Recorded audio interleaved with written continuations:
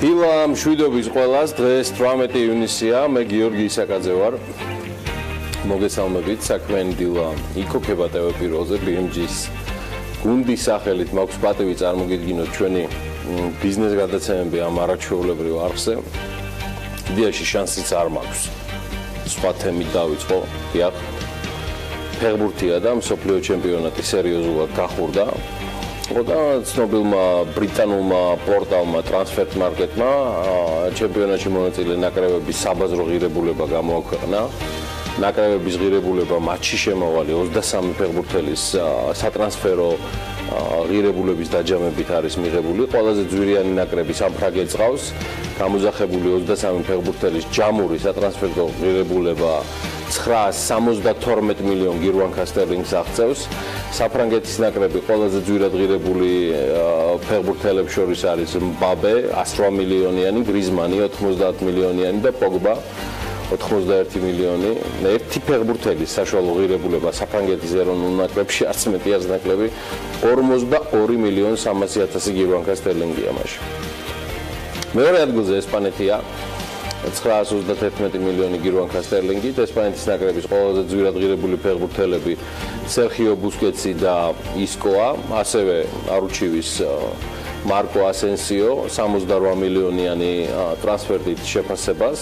ერთი ფეხბურთელის საშუალო ღირებულება ესპანეთის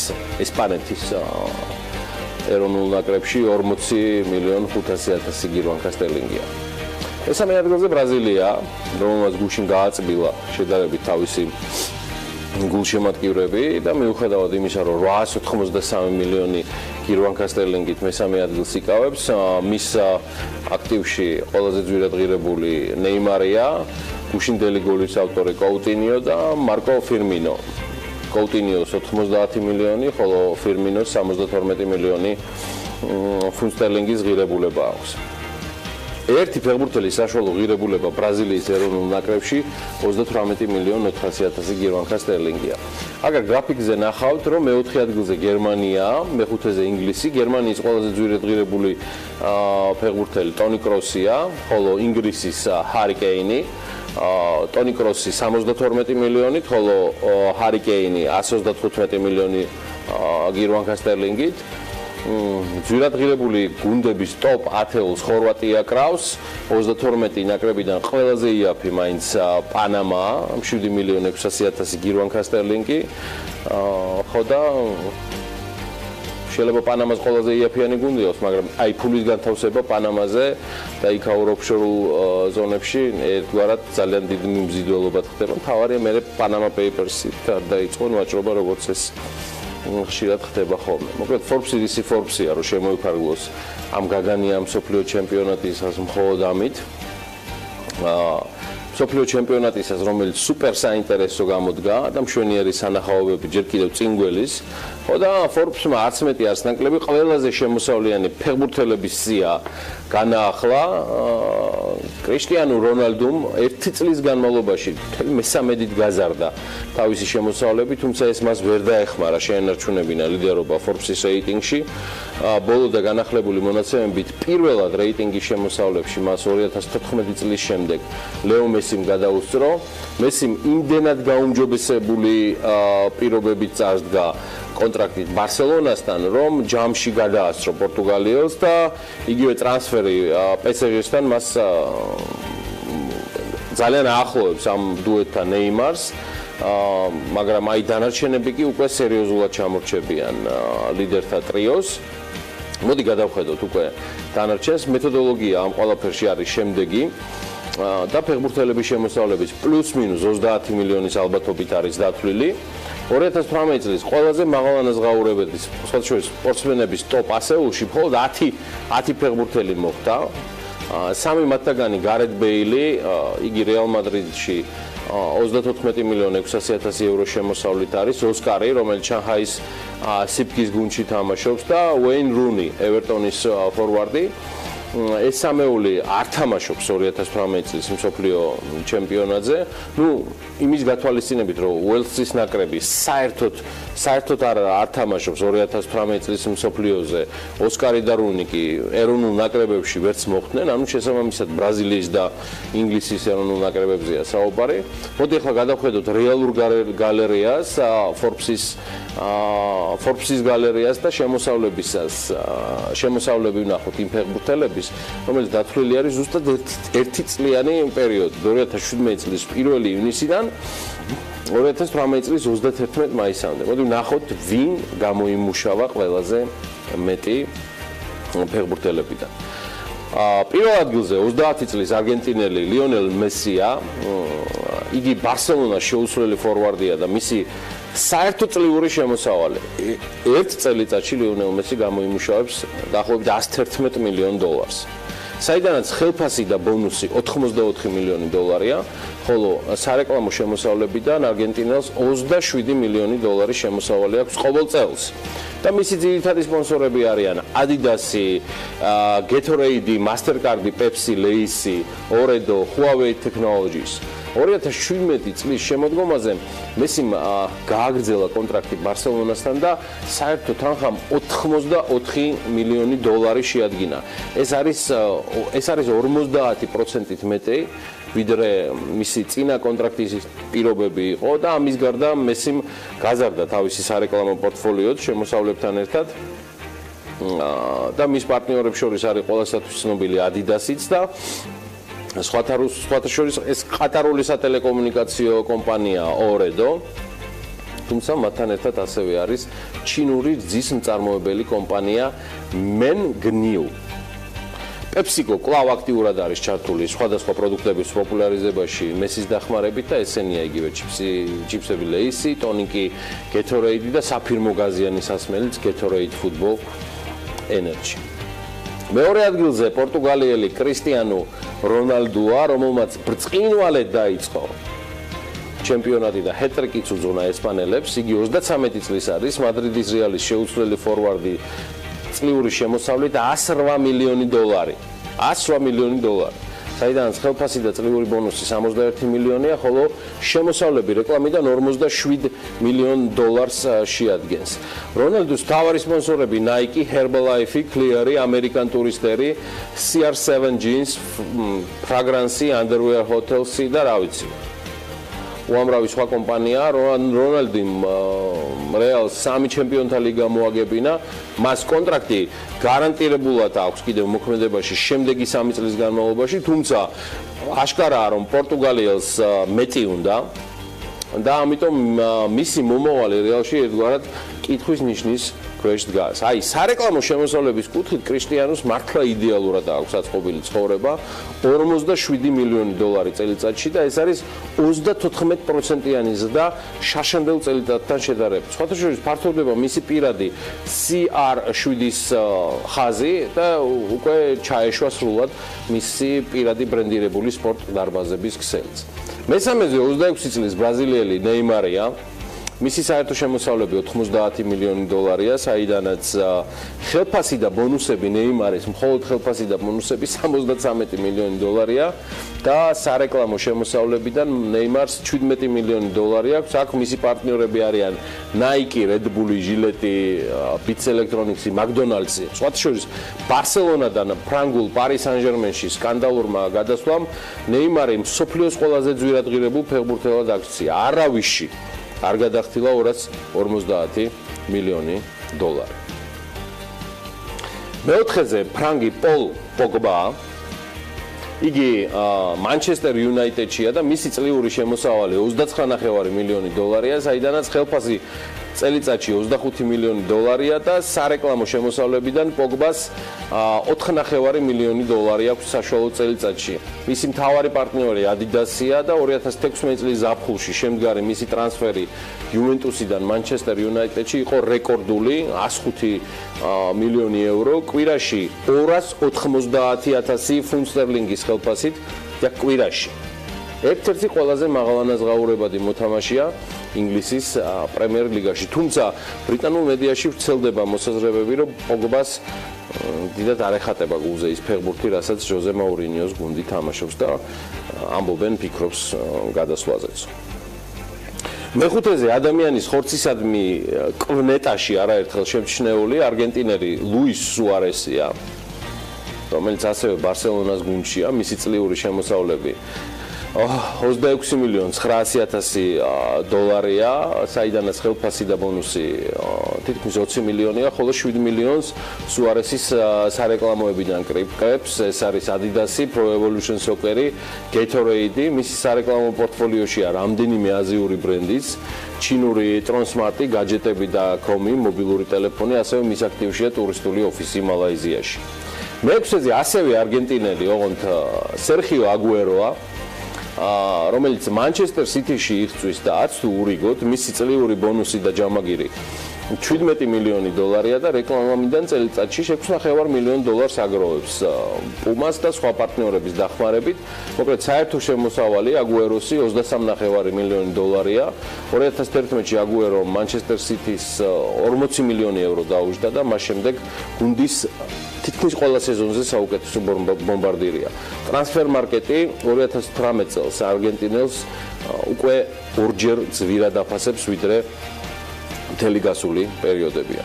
მეშვიდეზე კვლავ არგენტინელია ანჰელ დი მარია, ის პარი სან-ჟერმენის ღირსებას იცავს.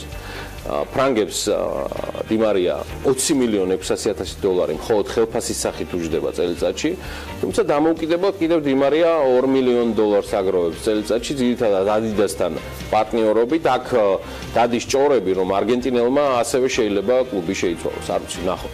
მერვეზე PSG-ს და საფრანგეთის აც უკვე კარგ გახნის მე მგონი ამოსული ვარსკვლავი 19 წლის ვარსკვლავი კილიან მბაპეა, მის ასაკში ის უკვე თავს უყრის 22,5 მილიონ დოლარს წელიწადში, სადაც ხელფასი 21 მილიონი დოლარია,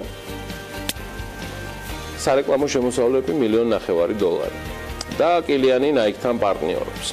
მეცხრეზე ბრაზილიელი ტიაგო სილვა 33 წლის ბრაზილიელის PSG-შია, საერთო შემოსავალი 22 მილიონ 400,000 დოლარია და აქედან $1 მილიონ აგროვებს იგი მხოლოდ რეკლამიდან, სადაც Nike-ს ეპარტნიორება, სხვათა შორის ტიაგო სილვა რუსულ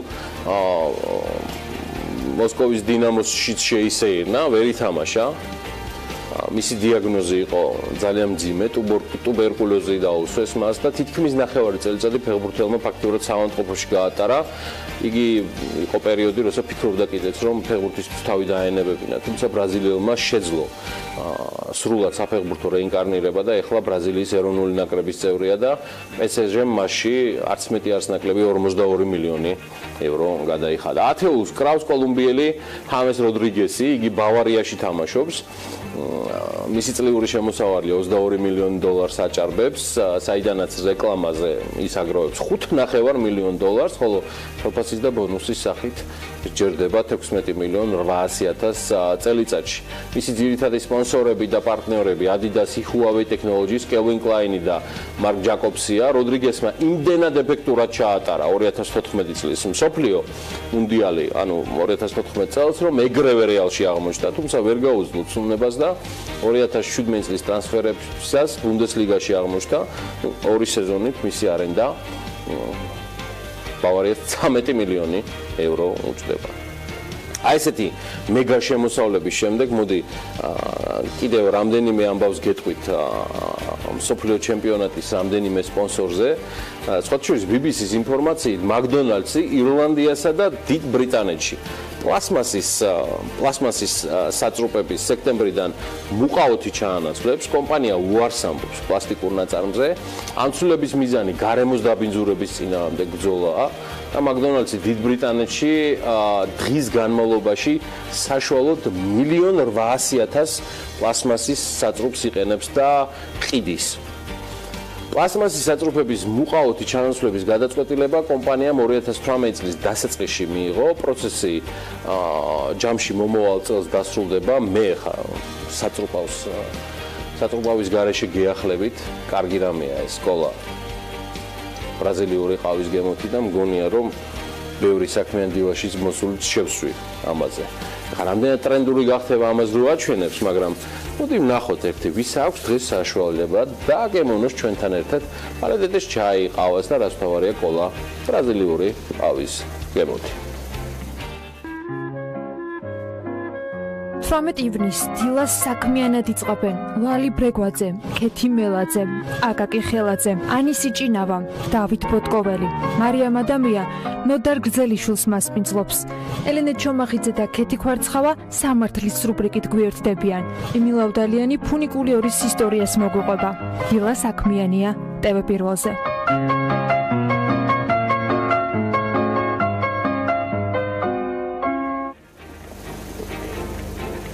დრო ანა შემოგვიერთეს და თემები, რომელიც მას გაცილებით მეტად მოწონს და უყვარს ვიდრე ფეხბურთიდან, რაც გასაგებიც არის. თუმცა მთელი გასული კვირა ორთავე ვიყავით იმის მონიტორინგში, BMG-ს ცხადე მთელ გუნდთან ერთად, როგორ უშვებდნენ, რისთვის უშვებდნენ და ვინ მოვა საქართველოს განახლებულ და საოცნებო მთავრობაში. რამდენად არის მთავრობაში ყოფნა საოცნება, თუნდაც ქართული ოცნების ხელისუფლების პირობებში. აი ამას უკვე ანა ლაპიაშვილი გვეტყვის. ანა, მოგესალმები. დილა მშვიდობის.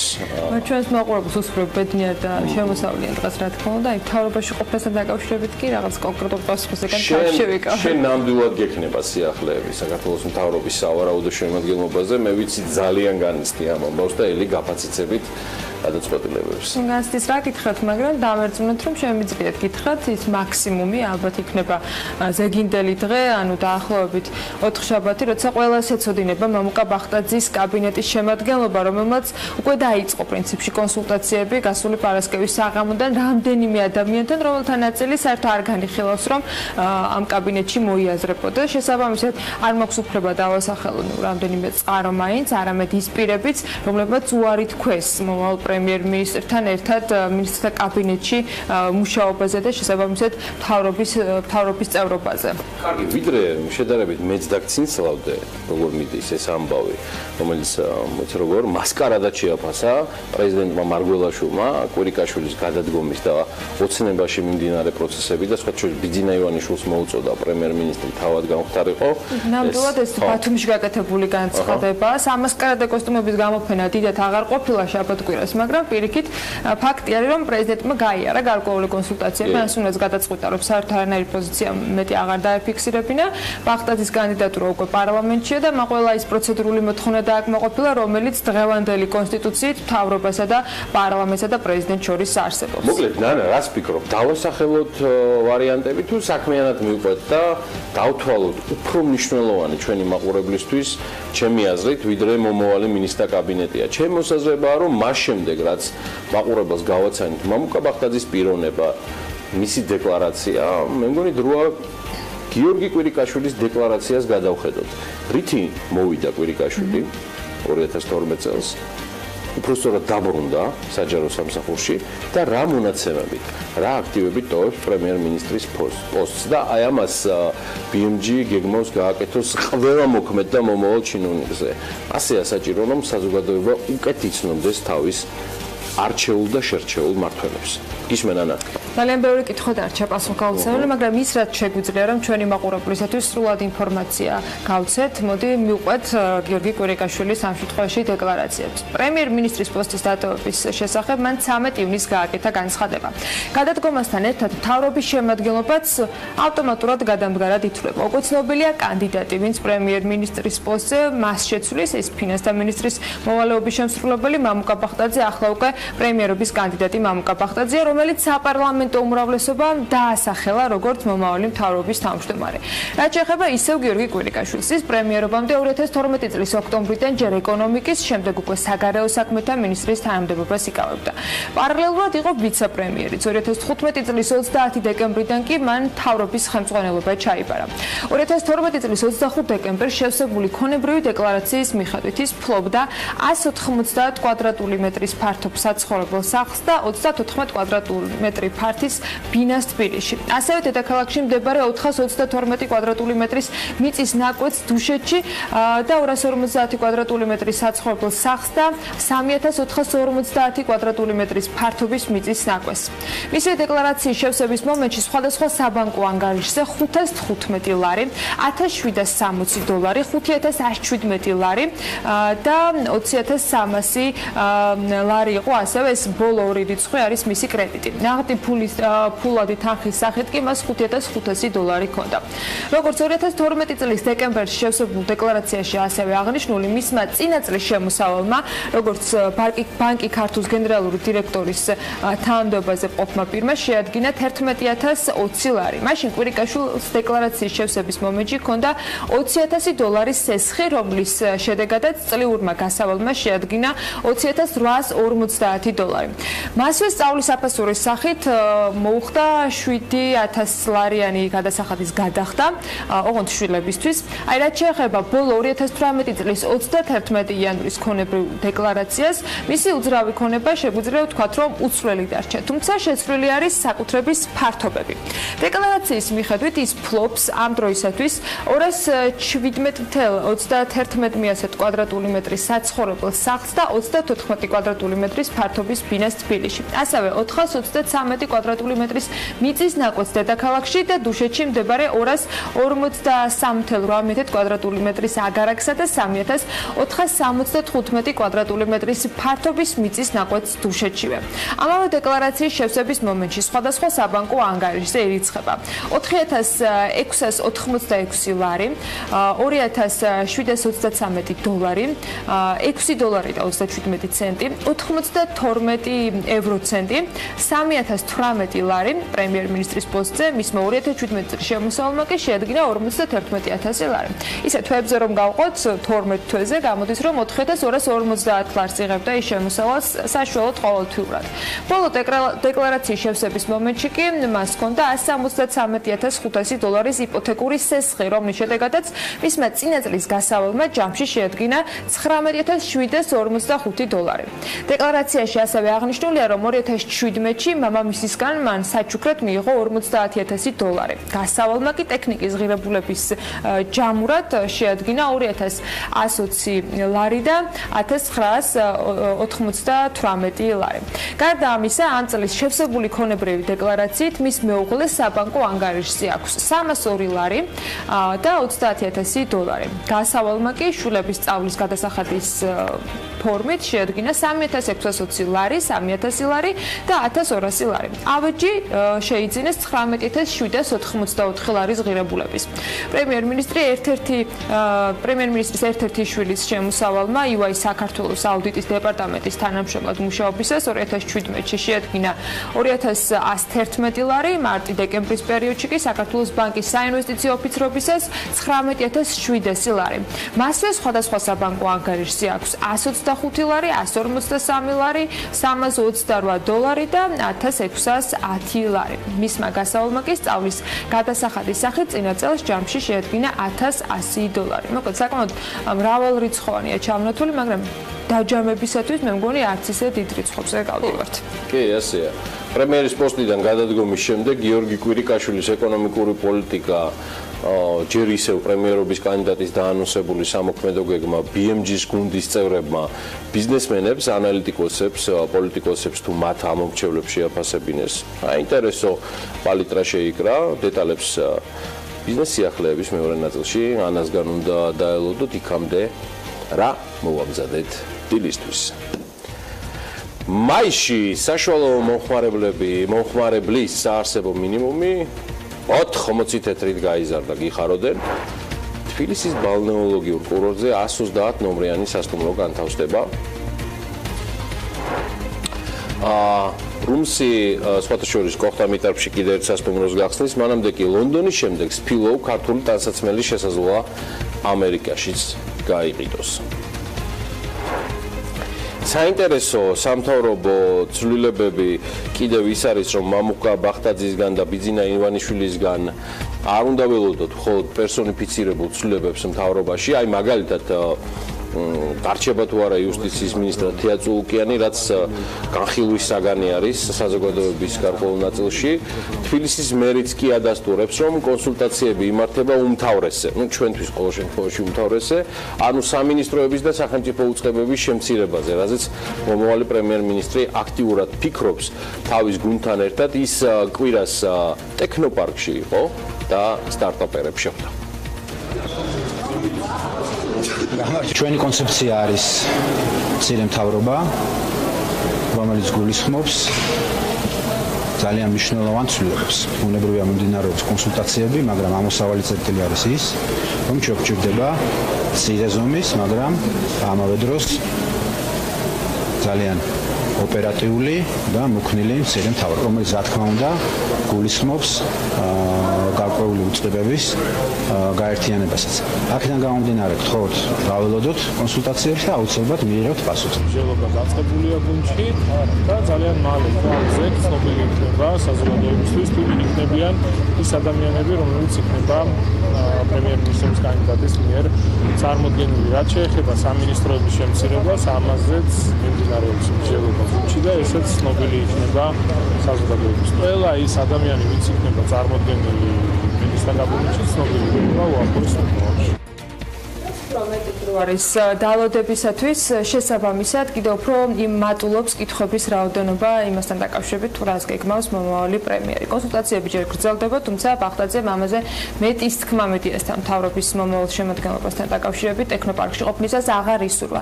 რაც შეეხება მისი ყოფნის მიზეზს, როგორც უკვე აღენიშნა, მან შეხვედრა გამართა სტარტაპებთან, მოგვიანებით ჟურნალისტებთან დამწყები ბიზნესების წახალისების მნიშვნელობაზე კი კიდევ ერთხელ ისაუბრა.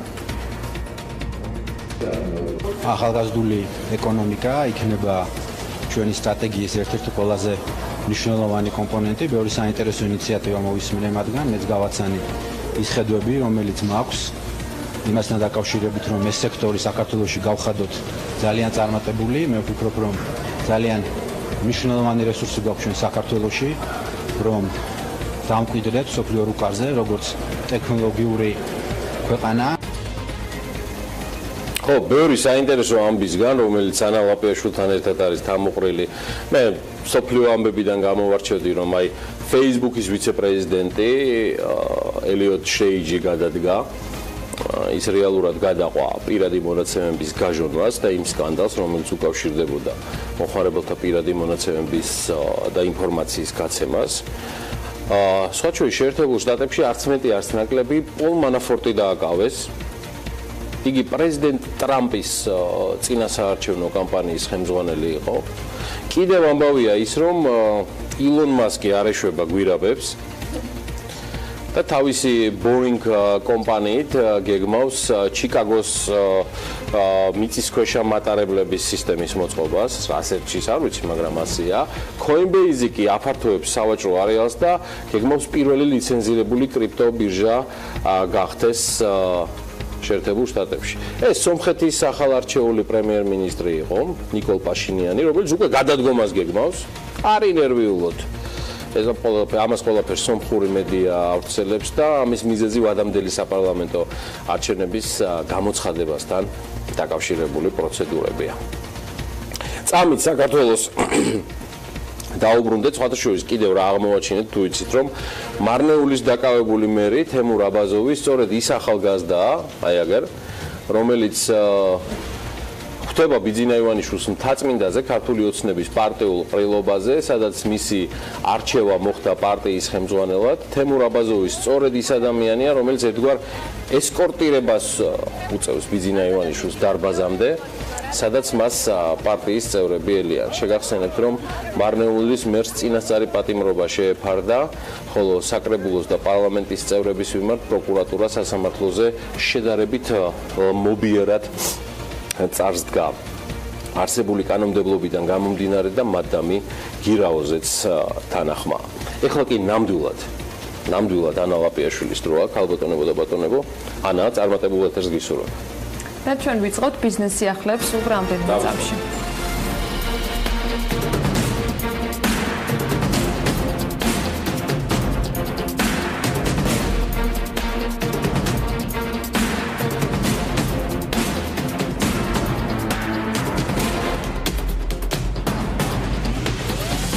საარსებო მინიმუმი გაიზარდა საქსტატის სამსახურის მონაცემებით მაისში საშუალო მომხმარებლის საარსებო მინიმუმმა 157 ლარი და 50 თეთრი შეადგინა. ეს 80 თეთრით გაზრდილი მაჩვენებელია წინა თვესთან შედარებით, ხოლო წინა წლის ანალოგიურ პერიოდთან შედარებით კი 4 ლარით.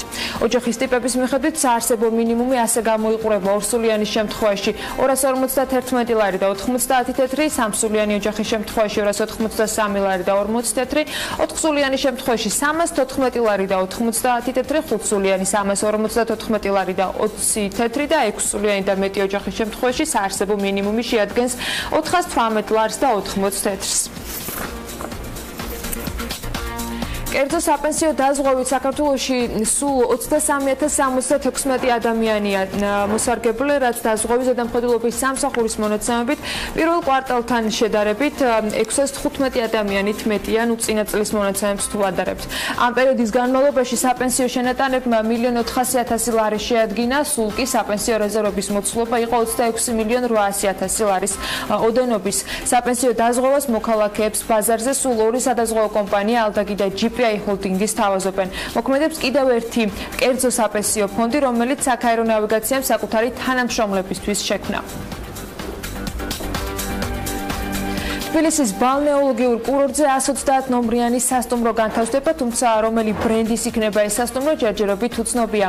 თბილისის ბალნეოლოგიური კურორტის კომერციული მენეჯერი სალომე ყვავილაშვილის ინფორმაციით, ამჟამად მოლაპარაკებები რამდენიმე მსხვილ საერთაშორისო ბრენდთან მიმდინარეობს, მათ შორის აკორის ბრენდთან, ედისონთან, ჰოლიდეინთან და ემ-გალერისთან.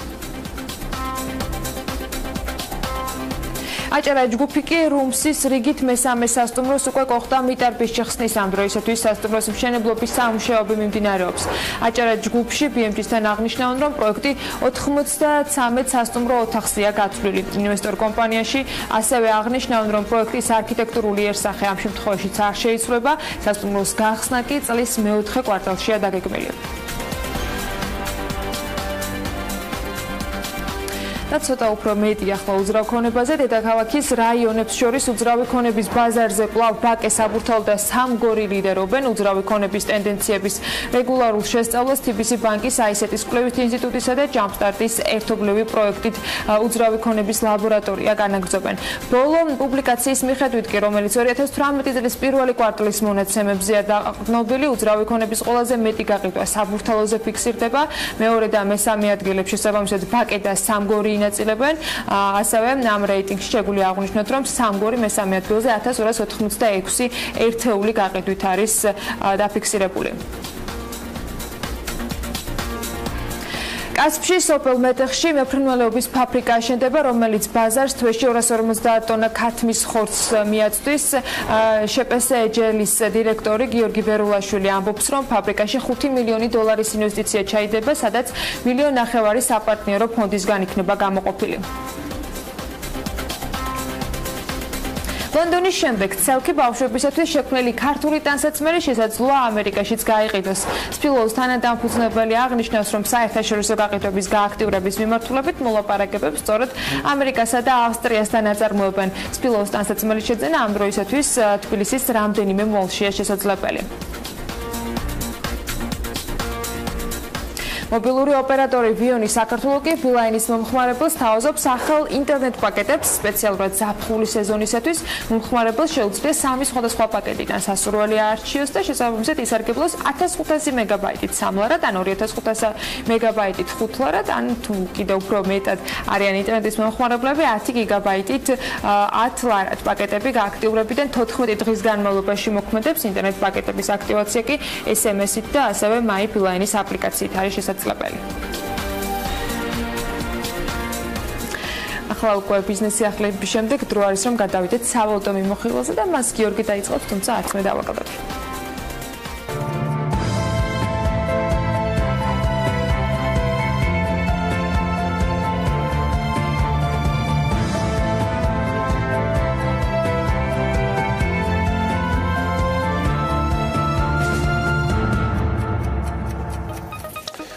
პარასკევს დოლარი ლარის წყვილი 2.46-ზე დაფიქსირდა, 2.45 არის დღეს დოლარი ლარის წყულთან მიმართებაში ფასი გადამცვლელ პუნქტებში. ევროს ფასი 2.85 თეთრია, ევრო თითქმის 6 თეთრით გაიაფთა.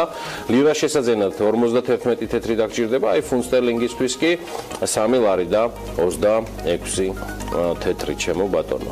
მოდი მე ახლა გადავხედოთ, როგორი აქტიურობა შეინიშნებოდა ბოლო 1 კვირის განმავლობაში საქართველოს საფონდო ბირჟაზე. ამას უკვე ტრადიციულად ლევან თაღიაშვილი გაგვაცნობს. ლევან, დილომშვიდობის, შენ პირდაპირ ეთერში ხარ, გისმენთ ყურადღება. წინა კვირას ტრადიცია არ დარღვეულა და სავაჭრო სესიების დროს კვლავ საბანკო სექტორი აქტიურობდა. ერთადერთი კომპანია, რომელმაც გარიგება დადო, სააქციო საზოგადოება Liberty Bank იყო, რომელმაც 156,000-ზე მეტი აქცია გაყიდა, თუმცა მისი ღირებულება მხოლოდ 5,000 ლარი იყო. აი, რაც შეეხება არასაბირჟო გარიგებებს, აქ სააქციო საზოგადოება ტრაქტებმა იაქტიურა, ორი გარიგება დადო და 8,074 აქცია გაყიდა. თუმცა ღირებულება აქაც ცოტაა, სულ რაღაც 1,614 ლარი.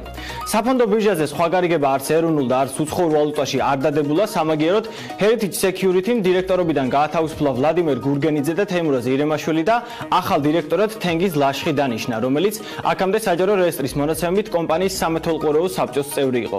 საქართველოს საფონდო ბირჟის კაპიტალიზაცია ამასობაში არ შეცვლილა და კვლავ 2.4 მილიარდ ლარს შეადგენს.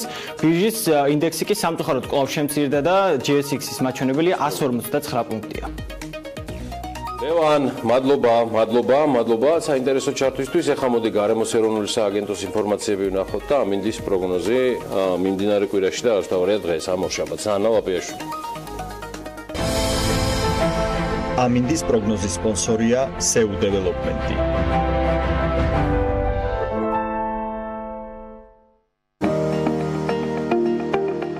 ამინდის პროგნოზის სპონსორია სადაზღვევო კომპანია Unison. თავისუფალი დაზღვევა თქვენი სიმშვიდისათვის. გარემოს ეროვნული სააგენტო გვატყობინებს, რომ ამიტი საქართველოში ამიერკავკასიის ჩრდილოეთიდან მოქმედი ცივი ჰაერის მასების და სამხრეთიდან გავრცელებული თბილი ჰაერის მასების ურთიერთქმედებით იქნება განპირობებული. დრო გამოშვებით უყურებელების მომატება ამოსაოდნელი და უმეტეს რაიონში იქნება ხანმოკლე წვიმა ელჭექით. აღმოსავლეთ საქართველოში კი ზოგან ძლიერი თან ცეკვით და სეტყვა. იქროლებს ცვალებადი მიმართულების ქარი, სოხუმში იქნება წვიმა ელჭექით და 26 გრადუსი, ბათუმშიც იწვიმებს და 27 გრადუსი დაფიქსირდება, ქობულეთში წვიმასთან ერთად. ასე 27 გრადუსი ამოსაოდნელი, ფოთში ანალოგიურად 27 გრადუსი და წვიმა ნავარაუდები, ქუთაისში კი 29 გრადუსი დაფიქსირდება და აქაც ნალექიანი დღე გველოდება. ზუგდიდში 28 გრადუსამდე გათბება ჰაერი, წვიმის ფონზე, რა თქმა უნდა, ოზურგეთშიც იწვიმებს და 29 გრადუსი იქნება, ონშიც ხანმოკლე წვიმას ველოდებით და 27 გრადუსი, გორშიც წვიმა და ელჭექი იქნება და 29 გრადუსი, ისევე როგორც ცხინვალში, ოღონდ აქ 28 გრადუსია მაქსიმალური ტემპერატურა. მარნეულში 31 გრადუსი ვარაუდობენ სინოპტიკოსები, რუსთავშიც ასევე 31 გრადუსი და აქაც რა თქმა უნდა წვიმა იქნება. ახალციხეში 26 გრადუსი დაფიქსირდება მაქსიმალური ტემპერატურა. ბორჯომშიც ხანმოკლე წვიმა და 26 გრადუსია ნავარაუდები. ფაკურიაში 22 გრადუსია მაქსიმალური ტემპერატურა მოსაოდნელი, ისევე როგორც ახალქალაქში, სტეფანწმინდაში დღის განმავლობაში მაქსიმუმ 20 გრადუსამდე გათბება ჰაერი, თელავში კი 29 გრადუსი იქნება და აქაც იწვიმებს. აი თბილის რაც შეეხება, დრო გამოშვებით უღრუბლიანება მოიმატებს, იქნება ხანმოკლე წვიმა თან ელჭექით და იქროლებს ცვალებადი მიმართულების ქარი. მაქსიმალური ტემპერატურა კი 30 გრადუსს მიაღწევს. მოკლედ, მიუხედავად იმისა, რომ ნალექიანი დღე არის მოსაოდნელი თითქმის მთელი საქართველოს მასშტაბით, მაინც საკმაოდ თბილა, ზაფხული კიდევ უფრო აქტიურდება და ჩვენც რა თქმა უნდა ზაფხულის ფონზე ემზადებით ძალიან ბევრი საინტერესო სტუმრის და თემის თქვენთვის გასაცნობად. მოდით კიდევ ერთხელ ვნახოთ, ვინ იქნებიან დღევანდელი საქმიანი დილის სტუმრები და რეკლამის შემდეგ დაგიბრუნდებით უკვე რა თქმა უნდა პირველ სტუმრთან ერთად. 18 ივნისს დილას საქმიანად იწყებენ ლალი ბრეგვაძე, ქეთი მელაძე, აკაკი ხელაძე, ანისი ჭინავა, დავით ბოტკოველი, მარიამ ადამია, ნოდარ გრძელიშვილს მასპინძლობს. ელენე ჩომახიძე და ქეთი ქვარცხავა სამართლის რუბრიკით გვერდდებიან. იმილავდალიანი ფუნიკული ორის ისტორიას მოგვიყვება. დილა საქმიანია TV პირველზე.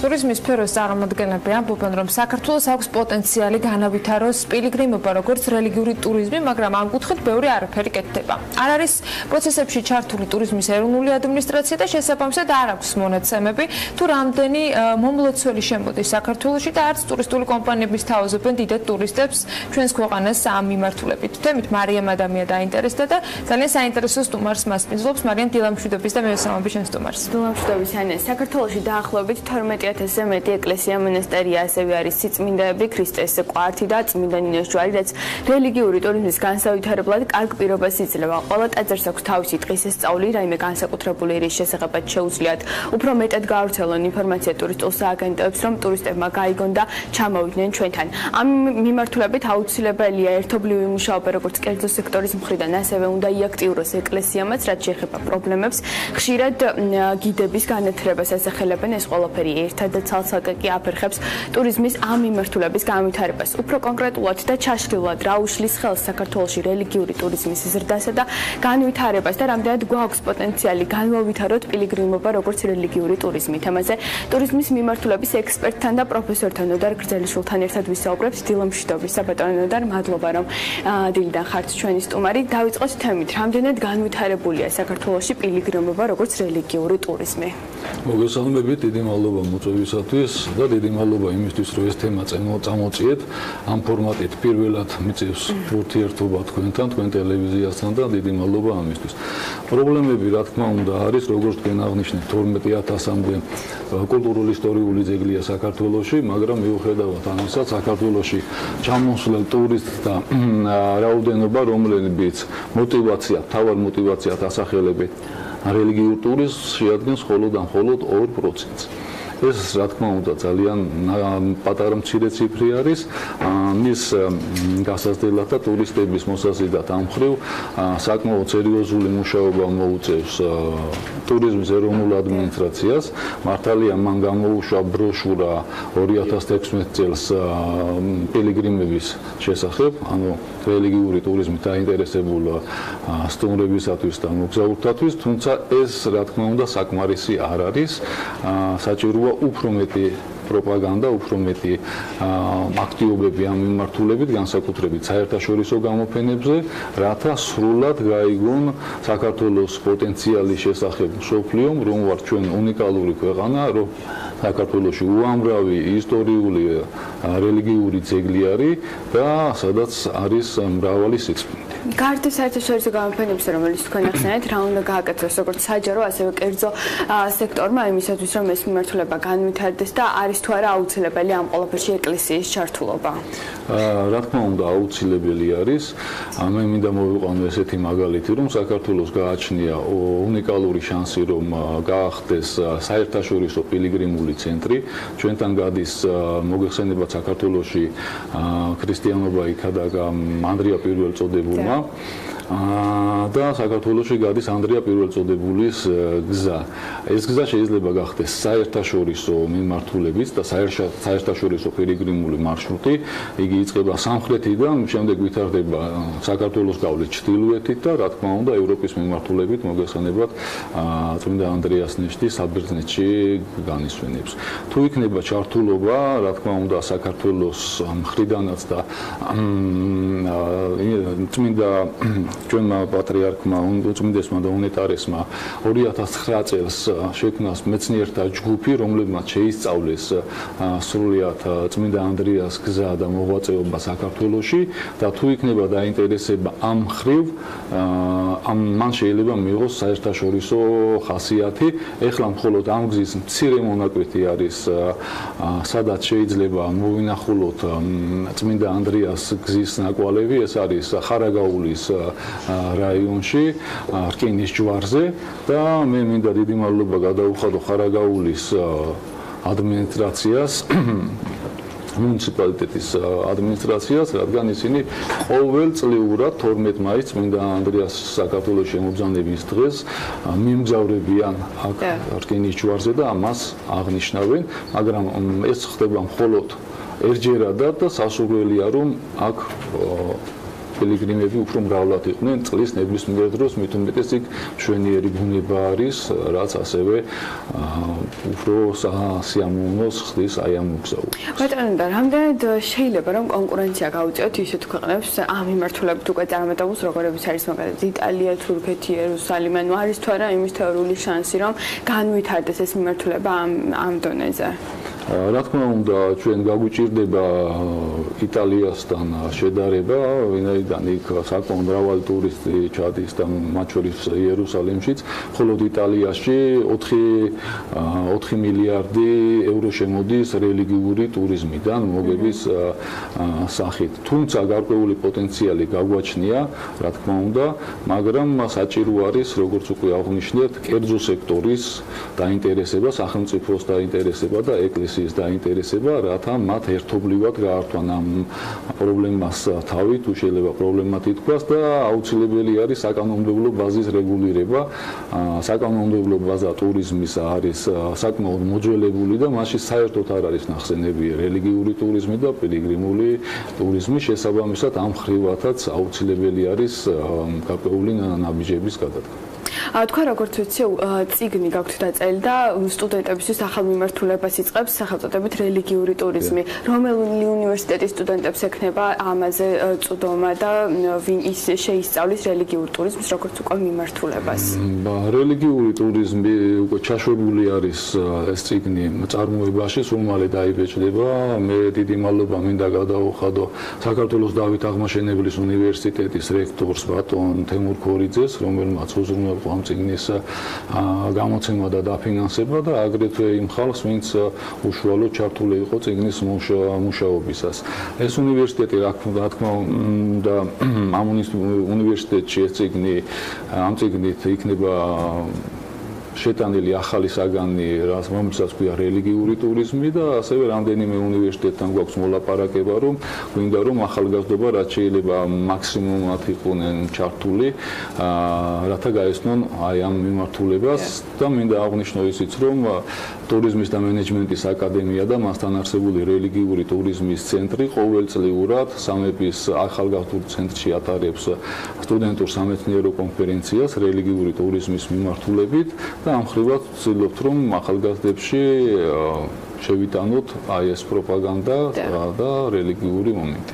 ბატონო, და თქვენ როგორც ექსპერტი და ამ მიმართულებით უკვე გარკვეული ადამიანი, როგორ ფიქრობთ, რა არის მთავარი პრობლემა, რაც აფერხებს რელიგიური ტურიზმის განვითარებას? ჩვენ ვახსენეთ გიდების კვალიფიკაციის ნაკლებობა, კიდევ რა პრობლემებს გამოყოფდით, რაც ბაზარზე იყოფება? გიდების პრობლემა ნამდვილად არსებობს ამ მიმართულებით და ჩემი სუბიექტური ხედვა არის ესეთი და მსოფლიო პრაქტიკაც ამას ადასტურებს, რომ საჭიროა შეიქმნას სამომლეწველო ცენტრები ეპარქიებში, როგორც ეს სხვადასხვა ქვეყანაში არის, სადაც იქნებიან განსწავლული გიდები სწორედ აი ამ მიმართულებით და რომლებიც გაუწევენ კვალიფიციურ მომსახურებას იქ მისულ სტუმრებს და ტურისტებს და ასევე მათ მისცემენ სრულ წვდომას იმ ეკლესიისა და მონასტრის შესახებ, რომელიც აი ამ ეპარქიაში იმყოფება. ძალიან დიდი მადლობა საინტერესო ინტერვიუსთვის. მე მაყურებელს შევახსენებ, რომ ნოდარ გზელიშვილი პროფესორი და ტურიზმის მიმართულების ექსპერტი იყო ჩვენი დღევანდელი სტუმარი და თუ კერძო სექტორი, სახელმწიფო სექტორი და ეკლესია ითანამშრომლობს ერთმანეთთან, რელიგიური ტურიზმი ჩვენს ქვეყანაში ნამდვილად განვითარდება. მადლობა მარიამს და ძალიან დიდი მადლობა ნოდარ გზელიშვილს სტუმრობისათვის და საინტერესო საუბრისათვის. ჩვენ წინ მცირე სარეკლამო პაუზა ველოდება და რამდენიმე წუთში უკვე ბიზნეს სიახლეების მეორე ნაწილით გებრუნდებით.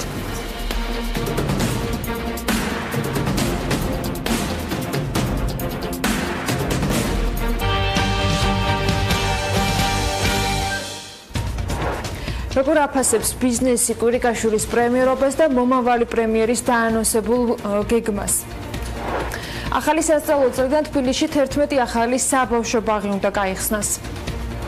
ობლიგაციების ბაზრის შესახებ TBC კაპიტალის მომზადებული კვლევის პრეზენტაციის მთავარი აქცენტები. ბიზნეს სიახლეებით განმოგრძობთ საქმიან დილას პრემიერის პოსტიდან გადადგომის შემდეგ კვირიკაშვილის ეკონომიკური პოლიტიკა TBC ბანკის გენერალურმა დირექტორმა ვახტანგ ბუცხრიკიძემ შეაფასა.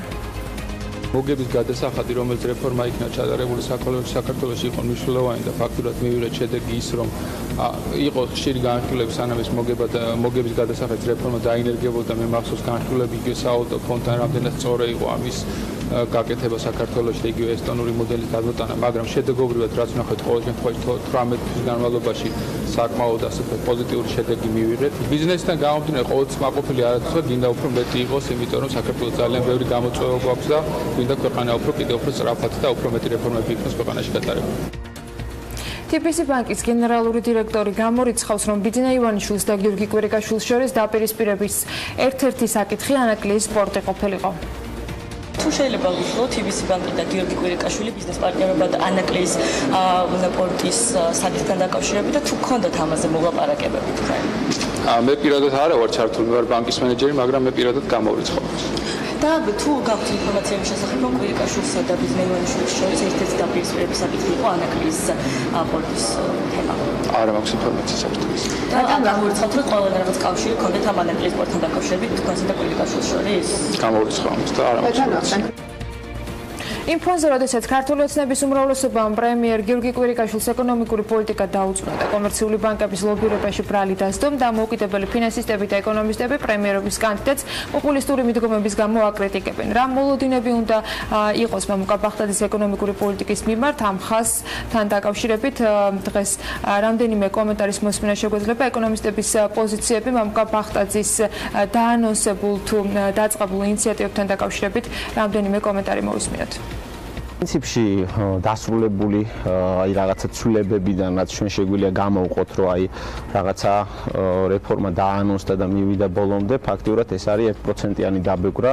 ძალიან ბევრი თემა არ მისულა ბოლომდე. შეიძლება ეს იმის ბრალია, რომ მინისტრს არ ქონდა დიდი დრო იმისთვის, რომ მას ბოლომდე მიიყვანა ეს რეფორმები, მაგალითად აი მე მახსოვს, რომ ძალიან ბევრი ვისაუბრეთ DRG-ს ავტომატურ დაბრუნებაზე და მნიშვნელოვანია თქვა ის რომ ეს რეფორმა ფაქტობრივად დღეს ჯერჯერობით არ განხორციელებულა. ერთადერთი რაც ესე ვთქვათ, რასაც ველოდები და შემიძლია ესე ვთქვათ რჩევად გავახმოვანო არის ის, რომ ნაკლებად ხისტი რიტორიკა გაგრძელდეს ბანკებთან მიმართებაში. იმიტომ რომ ჭარბვალიანობა გასაგებია, მაგრამ რაღაც ისეთი შტაბეჭდილება რჩება, რომ ჭარბვალიანობას ვებრძვით შედეგს, როგორც შედეგს და არა როგორც მიზეზს, იმიტომ რომ მიზეზი არის ეკონომიკური სიდუხჭირე.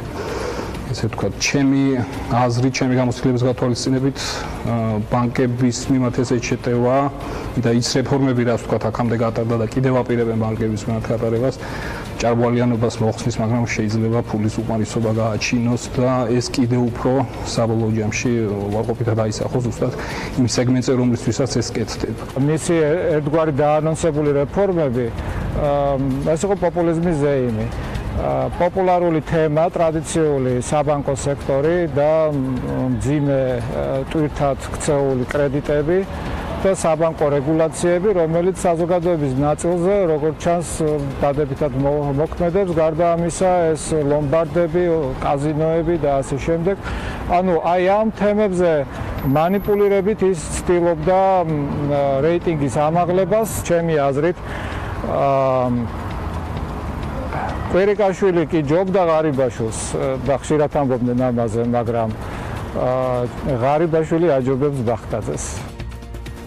რაც შეეხება ფინანსთა მინისტრის მიერ წამოწეულ კიდევ ერთ თემას ჭარბვალიანობას, ამაზე TPC ბანკის გენერალური დირექტორის მოადგილის ვახტანგ ფუცხრიგეთის პოზიცია ასეთია. ჭარბვალიანობას ძირითადად მიკროსაფინანსო კომპანიები იწვევენ, მაგრამ ფინანსთა მინისტრის სხვა განცხადებებთან დაკავშირებით აღნიშნა, რომ ჭარბვალიანობის გამო რეფორმების ნაწილი სწრაფად არის გასატარებელი. მისგან განსხვავებული პოზიცია რიკო კრედიტის ხელმძღვანელმა დააფიქსირა. ლაშა ნიკოლაიშვილი აღნიშნავს, რომ არ ითანხმება TPC ბანკის გენერალური დირექტორის განცხადებას. ჭარბვალიანობის მიზეზი, რომ მიკროსაფინანსო ორგანიზაციებით არის გამოწვეული.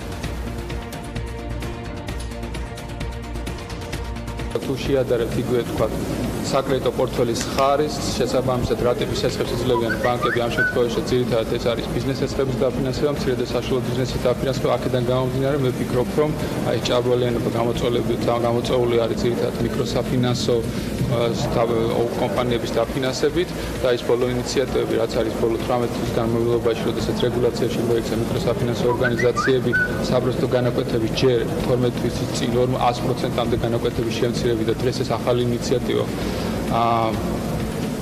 ბატონი ბახტაძის მიერ 50% განაკვეთის შემცირებით არის სწორი ინიციატივა. დღესდღეობით საქართველოში 100-მდე მიკროსაფინანსო ორგანიზაცია მოქმედებს, რომელსაც არანაირი სტანდარტები არ აქვს სესხებთან გაცემის მიმართებაში. მე მთავარ პრობლემად მიმაჩნია ონლაინ სესხები და ზუსტად ამ პრობლემის შესახებ მე ვსაუბრობდი მრავალი წელი და დღესდღეობით მიკროსაფინანსოების მეშვეობით არიან დღესდღეობით ეს ონლაინ სესხები წარმოადგენელი, მაგრამ მათი დრო უკვე რჩება და მე ძალიან მოხარული ვარ, იმიტომ რომ შემოდის 50%-იანი ზღვარი და ეს უბედურება ჩვენი ქვეყნიდან გავა ალბათ ნაკლებად განვითარებულ ქვეყნებში. ახალი სასწავლო წლიდან თბილისში 11 ახალი საბავშვო ბაღი გაიხსნება, რომელიც ჯამში 3000-ით მეტი ბავშვის მიღებას შეძლებს. თბილისის ბაღების მართვის სააგენტოში განმარტავენ, რომ 11 სააღმრძელო დაწესებულებიდან 2 ადმინისტრაციულად მოქმედ ბაღებს შეუერთდება, 9 კი ახალ ბაღად დარეგისტრირდება. ეს შეეხება საომავლო გეგმებს BMG-სთან თბილისის ბაღების მართვის სააგენტოში განმარტავენ, რომ ახალი ბაღების მშენებლობა უკვე მომდევნო წლებშიც უნდა გაგრძელდეს, პარალელურად კი ავარიული ბაღების დემონტაჟი განხორციელდეს. თბილისში ამ დროისათვის 171 ბაღი ფუნქციონირებს, საიდანაც ამ დროის მდგომარეობით 61500 ბავშვი სწავლობს. მსოფლიო ჩემპიონატი ნელ-ნელა აქტიურ ფაზაში შედის და ფეხბურთის მოყვარულებიც აქტიურად ეძებენ საინტერესო ადგილებს საკუთარი გუნდის საგულშემატკივრად და რა თქმა უნდა ლუდის დასაგემოვნებლად. 16 ივნისიდან სწორედ ასეთი ადგილი გახდა რამადან თბილისი, სადაც შავი ლომის ჰაბი გაიხსნა. რა განსხვავებული თვისებები აქვს ახალ პროდუქტს და რატომ უნდა ესტუმროთ ყაზბეგის გამზირს. 15 ნომერში ამას ლევან თაღიაშვილი მოგიყვებათ. 15 ივნისიდან რამადა ენკორ თბილისში პირველი ქართული კრაფტ ლუდის ბრენდის შავი ლომის პრეზენტაცია შედგა. რესტორანი შავი ლომის ჰაბი ბრენდის ერთგვარი ფლაგმანი გახდება, სადაც სტუმრებს საშუალება ექნებათ ექსკლუზიურად დააგემოვნონ შავი ლომის 4-ვე ქვეკატეგორიის პრემიალური ჩამოსასხმელი კრაფტ ლუდი და ასევე ამ ბრენდის ყველა სახეობის ბოთლის ლუდი. კრაფტლუდი შავი ლომი არის პირველი კრაფტლუდი მწარმოებელი კომპანია საქართველოში და ჩვენ ამით ძალიან ვამაყობთ და შესაბამისად ეს ადგილი დღესაც ივენთი გვაქვს და ასე შემდეგ ეს გაახსნის თემა ძალიან მნიშვნელოვანია ბრენდისთვის, რადგანაც ეს არის ის პირველი სივრცე ასევე, სადაც ადამიანს შეუძლია მობრძანდეს დააგემოვნოს ადგილზე სპეციალურად სპეციალ შეფოვარისგან შექმნილი კრაფტლუდის ყველა სახეობა. სასტუმრო რამადა ენკორში მიწვეული სტუმრებისთვის სხვადასხვა სახის ლუდის დეგუსტაცია მოეწყო და ვიქტორინაც გათამაშდა, რადგან მსოფლიო ჩემპიონატი და ლუდი ცხელ ზაფხულთან ერთად ნამდვილად ერთმანეთის განუყოფელი ნაწილია. ზოგადად მე ლუდი ძალიან მიყვარს და ბოლო პრინციპი 2-3 წელია ძირითადად ვსვავ ქართულ კრაფტებს. ამათ შორის ყველაზე აქტიურად ჩავლობს, იმიტომ რომ ძალიან მომწონს. ის ლუდები, რასაც შავი ლომი ხარშავს და მე მგონია, რომ ძალიან წინ წავიდა საქართველოს ლუდის საქმეში, ასე ვთქვათ. და მე ძალიან გამიხარდა, რომ ეგეთ რაღაც გაიხსნა, იმიტომ რომ აქამდე ძირითადად ბოთლის შავი ლომი იყო. შავი ლომის კრაფტ ლუდი რევოლუციური პროდუქტია ლუდის სფეროში. მისი ხარშვის პროცესი დამოკიდებულია ტექნოლოგიის იმპროვიზაციაზე, ექსპერიმენტებსა და გამოცდილებაზე. კრაფტ ლუდს განსხვავებული გემო, სტრუქტურა და არომატი აქვს. არ უკეთდება მავნე, დანამატები და პასტერიზაცია. გემოების საერთო დახასიათება კი შეიძლება იყოს ტკბილი, მწარე, მჟავე, ხილის, შემწვარი, მოხალული, შოკოლადის და ასე შემდეგ. სწორედ ამიტომ რამადა ენკორ თბილისი და შავი ლომი მიღწეულზე არ ჩერდება და სამომავლო გეგმებისთვის ემზადება. საერთაშორისო სასტუმროში საერთაშორისო სტუმრები დადიან და ძალიან გვინდა რაიმე ქართული ის რაც აქ კეთდება მათთვის საინტერესო ყოფილიყო და გაესინჯათ. როდესაც ესეთი არაჩვეულებრივი უნიკალური ბრენდი არსებობს, როგორც არის შავი ლომის კრაფტ ლუდის ბრენდი, ჩავთვალეთ საჭიროდ რომ ზუსტად ეს გაგვეცნოს ჩვენი სტუმრებისთვის. გარდა იმისა, რომ თავისთავად ლუდი არის არაპასტერიზებული, ლუდი არის ცოცხალი, მრავალგემოებიანი და არჩევანი ძალიან მაღალია, ჩვენ შევეცადეთ საერთაშორისო სასტუმრო სტანდარტებით დაგვემზადებინა სწორედ ის საკვები, რომელიც ამ ლუდს უხდება. ნებისმიერ მსურველს დღეიდან საშუალება აქვს ყაზბეგის გამზირის 15 ნომერში დააგემოვნოს პირველი ქართული კრაფტ ლუდი და მსოფლიო ჩემპიონატზე თავის საყვარელ გუნდს უგულშემატკივროს.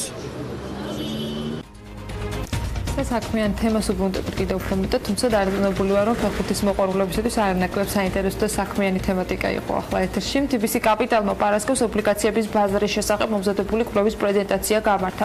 ანალიტიკას ეთერში კვლევის და მოგვიანებით პანელური დისკუსიის შესახებ თემა ძალიან საინტერესო და ვრცლად გაიშალა. ორშაბათს დილიდან კი მთავარ აქცენტებზე საქმიან დილაში უკვე სალმა მეცხვარიშვილის სიუჟეტით გამოვახმაურებით. საქართველოში ობლიგაციების ბაზარი სწრაფად ვითარდება, თუმცა არასაკმარისად. ასეთია TBC კაპიტალის კვლევის შედეგი, რომელმაც ქვეყანაში ობლიგაციების ბაზრის მიღწევები და გამოწვევები შეისწავლა. მიუხედავად სწრაფი ზრდისა 2017 წელს საჯაროდ განთავსებული კორპორაციული ობლიგაციების ჯამურმა რაოდენობამ 222 მილიონი შეადგინა, რაც მთლიანი შიდა პროდუქტის 0.6%-ია და რაც კომპანიის შეფასებით დაბალი მაჩვენებელია. ჩვენი გათვლებით სადღაც 150 მილიონით გაიზრდება 2018 წელს ეს ბაზარი, მაგრამ ჩვენი ვარაუდი არის, რომ უახლოეს რამოდენიმე წელიწადში ბაზრის გაფუძმაგების პოტენციალი არსებობს. ამაში ცალსახად ბევრი ფაქტორი არის მნიშვნელოვანი, რომ ხელი შეუწყოს. ყველაზე ხაზგასასმელი არის საპენსიო ფონდის ჩამოყალიბება. TBC ჯგუფის საპენსიო რეფორმას კორპორაციული ბაზრის ზრდის ლოკომოტივად მიიჩნევს. ობლიგაციების ბაზრის განვითარების ხელის შემშლელ ფაქტორებად კი კვლევაში ინსტიტუციური ინვესტორების სიმწირე და თავად კომპანიები დასახელდნენ, რომლებიც ობლიგაციების გამოშვებისთვის მზად არ არიან. მთავარი პრობლემა არის დიდი ინსტიტუციური კომპანიების არარსებობა საქართველოში, რომლებიც მოახდენენ მოსახლეობიდან აკუმულირებას, ჭარბი დაგროვებული ლარის სახსრების, რომელიც განთავსდება უკვე ადგილობრივი კომპანიების მიერ გამოშვებულ ობლიგაციებში. სამწუხაროდ დღესდღეობით ეგეთი დიდი ინსტიტუციური ინვესტორი არ არსებობს საქართველოში, თუმცა საპენსიო ფონდი იქნება პირველი დიდი ინსტიტუციური ინვესტორი, რომელიც მოახდენს ამ სახსრების აკუმულირება. მიუხედავად იმისა, რომ საქართველოში ობლიგაციების ბაზარი დიდი არ არის, რამდენიმე კომპანია ამ მიმართულებით უკვე აქტიურია ან გააქტიურებას გეგმავს. ბიზნესის წარმომადგენლები ამბობენ, რომ ობლიგაციების გამოშვებით ისინი დაფინანსების წყაროების დივერსიფიცირებას ახდენენ. საქართველოში არის სინამდვილეში საკმაო რაოდენობა კომპანიების, რომლებიც ნელ-ნელა მივიდნენ იქამდე, რომ ობლიგაციების გამოშვება მათთვის ასე ვთქვათ კარგია. კანონმდებლობად შესაბამისი არის, ეხლა უკვე მთავარი არის, რომ ინვესტორებმა დაიჯერონ ის, რომ ის მომგებიანობა, რომელიც დეკლარირებული ხდება კომპანიების მიერ ობლიგაციების საშუალებით, მართლაც რეალურია და ეს კომპანიები რომ სანდოები არის. ესეთი კომპანია, როგორც ნოვა არის და აქვს საკმაოდ დიდი საბანკო ვალდებულებები, აქვს საკმაოდ დიდი კაპიტალური დანახარჯები, მისთვის ეს აუცილებლად მნიშვნელოვანი და საჭირო ფაქტორია, რომ ნელ-ნელა მიიღოს ობლიგაციების გაყიდვების ასევე როგორც რეიტინგი, ასევე ლიცენზია ეროვნული ბანკიდან, რადგან ეს წარმოადგენს საკმაოდ შეღავათიან და იაფიან ფულს. ობლიგაციების ბაზრის განვითარების შემოფერხებელი მიზეზების სია გრძელია, თუმცა ძირითად გამოწვევებს შორის სახელდება სამართლებრივი პრობლემები და გაუმართავი საკანონმდებლო ჩარჩო. განვითარებას აფერხებს არასაკმარისი ინფრასტრუქტურაც და ამ პროცესში ერთ-ერთი მთავარი აქტორის საფონდო ბირჟის გაუმართავობა, რომელსაც დღეს სულ რამდენიმე კომპანია ვაჭრობს. თანამედროვე ბიზნეს ამბების შემდეგ იმილა უდალიანის რუბრიკის დროა საქმიან დილაში. დღეს ფუნიკული ორის ამბებს მოვისმენთ. დღესაც ერთ-ერთი გამორჩეული რეკრეაციული და გასართობი ადგილი თბილისელებისათვის სტუმრებისათვის საკუთარ ისტორიაში ჯერ კიდევ 1900 წლიდან ითვლის. ბიზნეს ისტორიები საქმიან დილის ეთერში.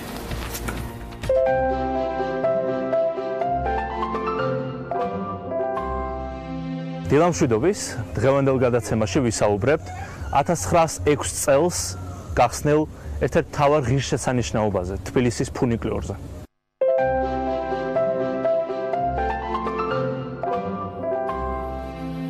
თაწმინდის მთაზე არსებული პარკის და ფუნიკლორის ისტორია აწუყვე 100 წელიწადზე მეც ითვლის. ფუნიკლორის პროექტი დაარსდა, შეიქმნა 1900 წელს და მისი მშენებლობა დაიკისრა ბელგიურ ანონიმურ კომპანიას, რომელსაც დაიკისრა 500 მეტრის სიგრძის ფუნიკლორის შენება. თანამედროვე ფუნიკლორს გააჩნია 2 სადგური.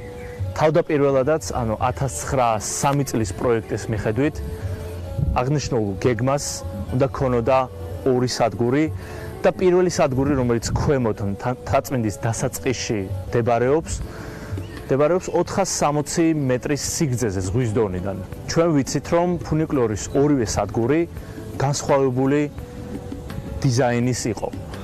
და პირველი, ანუ ქვედა სადგური წარმოადგენდა ნეომავრიტანულ სტილს, ხოლო ზედა სადგური, რომელსაც თქვენ ხედავთ კადრში, ამ სახით შეიქმნა 1938 წელს და მათი არქიტექტორები იყვნენ ქურდიანი და ვოლობოევი.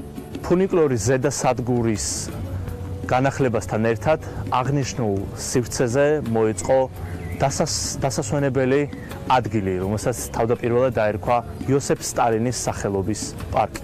საინტერესოა ფუნიკლორის ქვედა სადგური, რომელთან ახლოსაც მდებარეობს თანამედროვე მამა დავითის ტაძარი.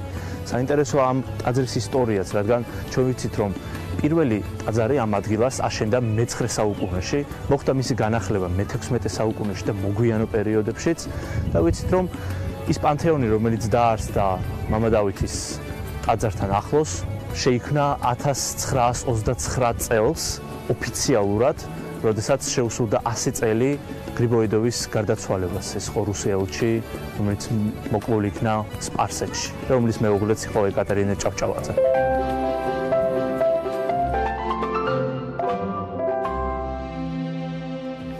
ჩვეულებრივების დრო რომ ახლოვდება და ზაფხულის სეზონისათვის დამახასიათებელი ჯანმრთელობის პრობლემების თანთან კიდევ უფრო მეტი ყურადღება რომ გვჭირდება, ეს ფაქტია. ზღვაზე დამსვენებლები თუ მთაში დროის გატარების მსურველები წინასწარ მომზადებულები და ინფორმირებულები რომ იყოთ საქმიანი დილაში, დროს მცირე მიმოხილვას დაუთმობთ ამ ნაწილში. გსტუმრობენ ლალი ბრეგვაძე, ავერსი ფარმას რეკლამის და პიარის დეპარტამენტის უფროსი და ქეთი მელაძე, ავერსი ფარმას მარკეტინგის დირექტორი. მაგრამ სანამ ამ ნაწილზე გადავალთ, არწმუნებთ, ჩვენი მაყურებლებსაც კიდევ უფრო საინტერესო ის არის დასასვენებლად სანამ იქნებდა შემთხვევით სხვა შესაძლებლობებიც გამოიყენონ ეს ავერსის გათამაშება, რომელიც სულ რამდენიმე დღეში უკვე გამარჯვებულებს დაასახელებს. მოგესალმებით, მადლობა სტუმრობისათვის. დილამშვიდობის. დილამშვიდობის, მოგესალმებით. რა მომზადეთ თქვენს მომხმარებლებს? მივესალმებით თქვენს მაყურებელს და ნამდვილად სანამ გადავიდოდეთ ჩემს ნაწილზე, არაჩვეულებრივი გადაცემა გაქვთ და დაარსების დღიდან საკმაოდ აქტიურად ვარ თქვენს გადაცემაში ჩართული და ნამდვილად ძალიან საინტერესო და საჭირო თემებს აშუქებთ ყოველთვის. რაც შეეხება რას უმზადებთ ჩვენს ამ ზაფხულს, მოგეხსენებათ ავერსის ერთგული მომხმარებლებისთვის შეიქმნა მტრედი ბარათი, ეს 2009 წლიდან ფუნქციონირებს და რას ნიშნავს ეს მტრედი ბარათი? ანუ მომხმარებელი რომელიც შევა ჩვენ საფთიაქო ქსელში უნდა იქონიოს თან მტრედი ბარათი და გაატაროს თავისი შეძენილი პროდუქტი, იქ უგროვდება ქულები და ამ დაგროვილი ქულების შემდეგ ხდება ყველას ეძლევა გათამაშების ბილეთი და შემდეგ ერთვებიან გათამაშებაში. თავდაპირველად სხვათა შორის მინდა აღვნიშნო, რომ ქონდა წელიწადში ერთხელ აღნიშნული გათამაშება, მაგრამ მომხმარებლების ინტერესიდან და სურვილებიდან გამომდინარე, ნამდვილად ეხლა გადავედით უკვე წელიწადში ორჯერ მტრედი ბარათის გათამაშებაზე და ეხლა სწორედ 20 ივლისს გაიმართება რიგით მე-11 გათამაშება და რას ვუმზადებთ? ნამდვილად კარგად აღნიშნე, ზაფხული ისეთი აქტიური დასვენების პერიოდია, ნამდვილად ყველა სჭირდება თანხა დამატებითი, რომ უფრო კარგად დაისვენონ. სხვათა შორის თავდაპირველად ჩვენ გვქონდა რაღაც გარკვეული პროდუქტები, იგივე ვათამაშებით ბინა, მანქანას და სხვადასხვა ინვენტარს, მაგრამ მომხმარებლების სურვილებიდან გამომდინარე ჩვენ გამოვიკვლიეთ, ასე ვთქვათ, ჩვენი ერთგული მომხმარებლები რა ერჩივნათ მათ და ყველას ერთსულოვნად ერჩივნათ თანხა. და თვითონ განკარგონ ეს თანხა, იყიდიან, თქვათ, ბინას, იყიდიან მანქანას, იყიდიან ტექნიკას თუ რა. ასე რომ ჩვენ ამ გათამაშებაზე უკვე წლებია. ხო, ვათამაშებთ 5-ჯერ 10.000 ლარს, 25.000 ლარს და მთავარ პრიზ 50.000 ლარს. ასე რომ მინდა მოვუწოდო ჩვენს ერთგულ მომხმარებელს და ლოიალურ მომხმარებელს, რომ იაქტიურონ, დააგროვონ ქულები, მიიღონ შემდეგ ეს მტრედი ბარათის გათამაშების ბილეთები და 20 ივლისს ჩაერთონ ამ გათამაშებაში და იქნება იყვნენ ისინიც. და 21 ივლისიდან ყველა პრობლემა მოგეხსნება დასვენებასთან დაკავშირებით. ხო, მათ შორის დასვენებასთან დაკავშირებით. ნამდვილად. მოცულობა არ არის საფრთხის დასვენებას. 21 ივლისს რო კიდე მუშაობთ და ეგ ვიწყებ ივლისის პერიოდში უკვე ვიწყებ ხოლმე გიორგი ჟეზავანი. თანახევრითადაა დასწრება. ასევე მინდა თუ შეიძლება დავძინო მტრედი ბარათის უპირატესობასთან დაკავშირებით ის რომ გარდა იმისა რომ მომხმარებელი ერთვება ამ გათამაშებაში მტრედი ბარათის გატარების შემთხვევაში იღებს საკმაოდ სერიოზულ ფასდაკლებას. ჩვენ მოგეხსენებათ უკვე წლებია ვამბობთ მოუწოდებთ ჩვენს მომხმარებელს რომ დამატებით სამშაბათს, ოთხშაბათს და პარასკევს გვაქვს ფასდაკლება საკმაოდ სერიოზული 25%-მდე ფასდაკლება და აუცილებლად მომხმარებელს უნდა ქონდეს თან ეს მტრედი ბარათი რომ გაატაროს და მიიღოს 25%-იანი ფასდაკლება. გარდა ამ ფასდაკლების დღეებისა ჩვენ ნებისმიერ დღეს, კვირის ნებისმიერ დღეს, როდესაც გაატარებს მომხმარებელი ამ მტრედი ბარათს ეძლევა კიდე ფასდაკლება როგორც მედიკამენტებზე, ასევე არამედიკამენტებზე. ასე რომ ძალიან ბევრი უპირატესობა აქვს. იღებს პროდუქტს ფასდაკლებით და ასევე ერთვება გათამაშებაში. ეს უწყლოდ არ აღნიშნავს მე რეალურად ის საზაფხულო პერიოდი და დასვენების პერიოდი არ მხოლოდ იმ პოტენციურად მოგებადი თანხით, ზაფხულისათვის ყველას გვჭირდება გარკვეული მომზადება, მით უმეტეს თუ დასასვენებლად გავდივართ ქალაქიდან, ან მით უმეტეს თუ ქვეყნის ფარგლებს ტოვებთ და ამისთვისაც გუშინ რო ვათვალიერებთ თქვენს Facebook გვერდს და ინფორმაციას, აღმოჩნდა რომ კონკრეტული გათვლები გაქვთ გაკეთებული იმაზე, რა შეიძლება მომხმარებელს დაინტერესოს, რა მიმართულებით გადაწყვეტეთ, რის მიხედვით აარჩიეთ რეალურად პროდუქტებზე გარკვეული თქვა სიახლეების, ფასდაკლებების და ასე შემდეგ შეთავაზება და რა გამოვიდა ჯამში, რა შედეგები მიიღეთ ამ ზაფხულისათვის, რა არის მომხმარებლისთვის ავერსისგან გამოკვლეული და შემდეგ უკვე შეთავაზებული. კეთილ ხარ დავიწყოთ ჩვენ საუბარი. კი ბატონო დავიწყოთ. იმიტომ რომ ეს ფორმატთან ვიცი რომ კიდე ბევრს გაგვანები რომ სამზაფხულშიც და მომავალშიც.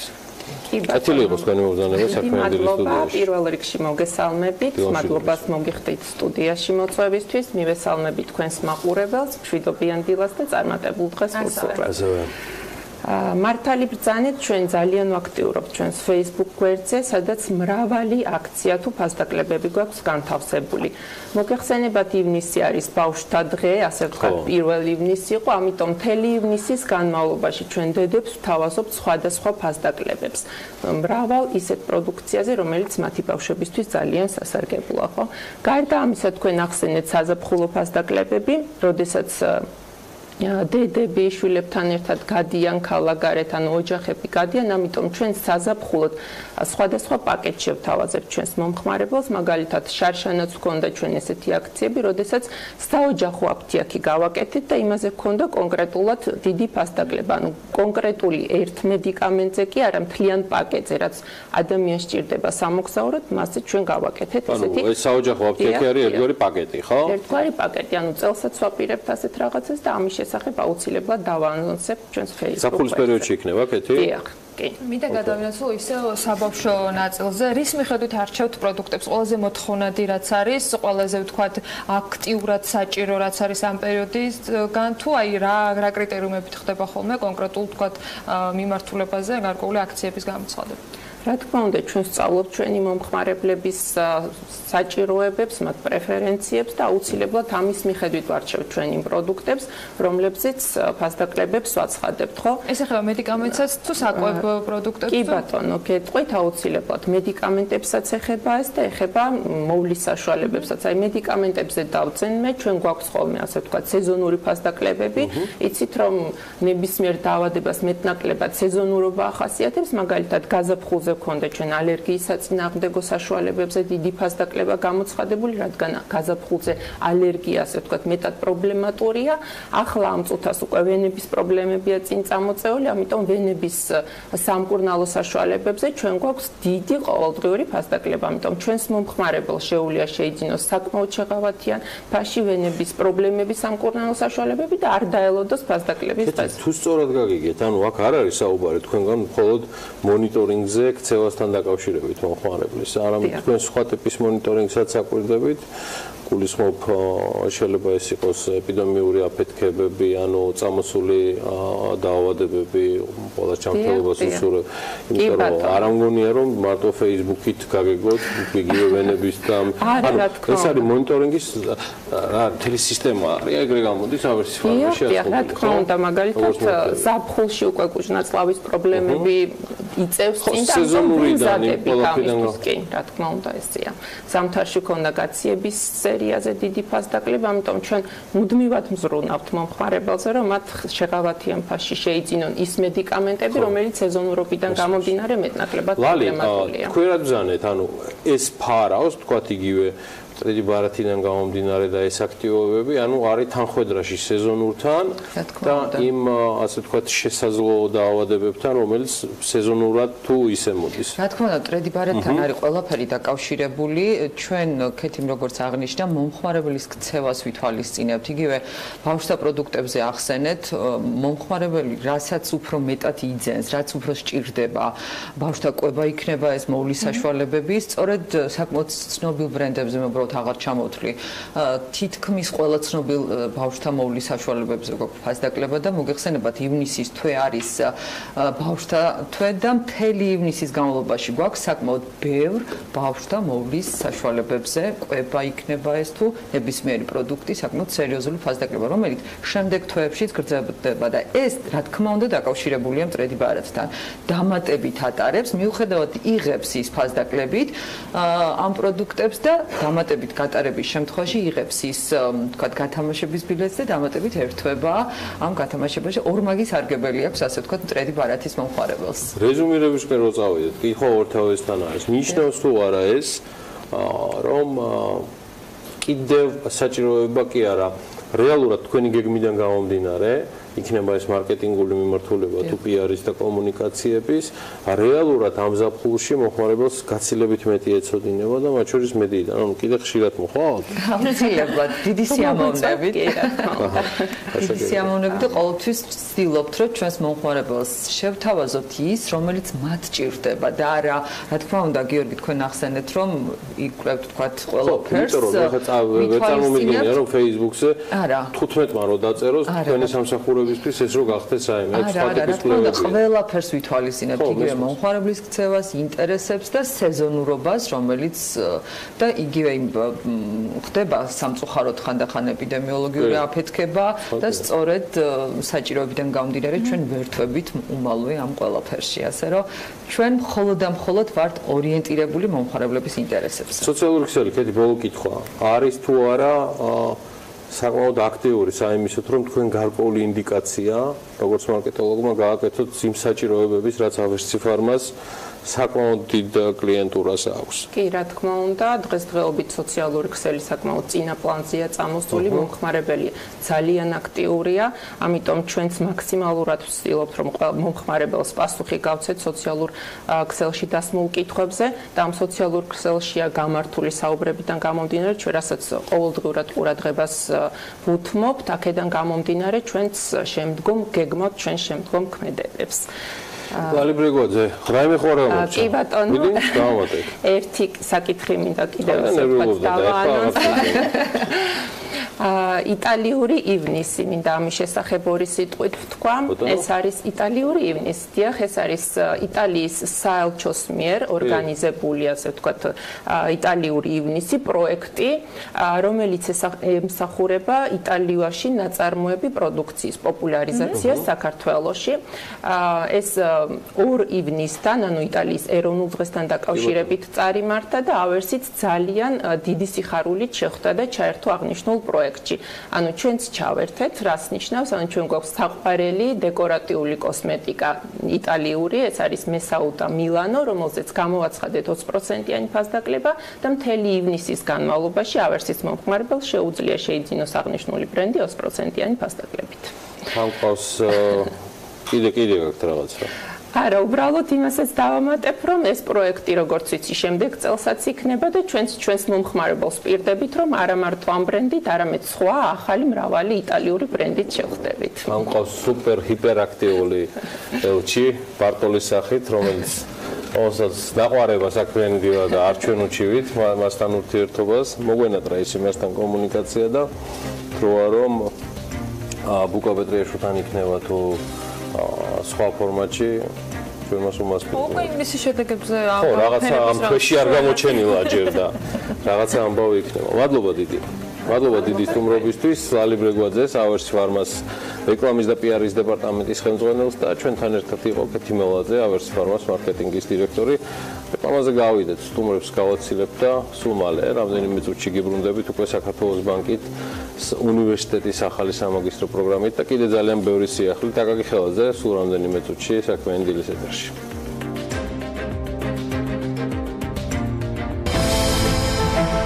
ამინდის პროგნოზის სპონსორია SEU Development-ი.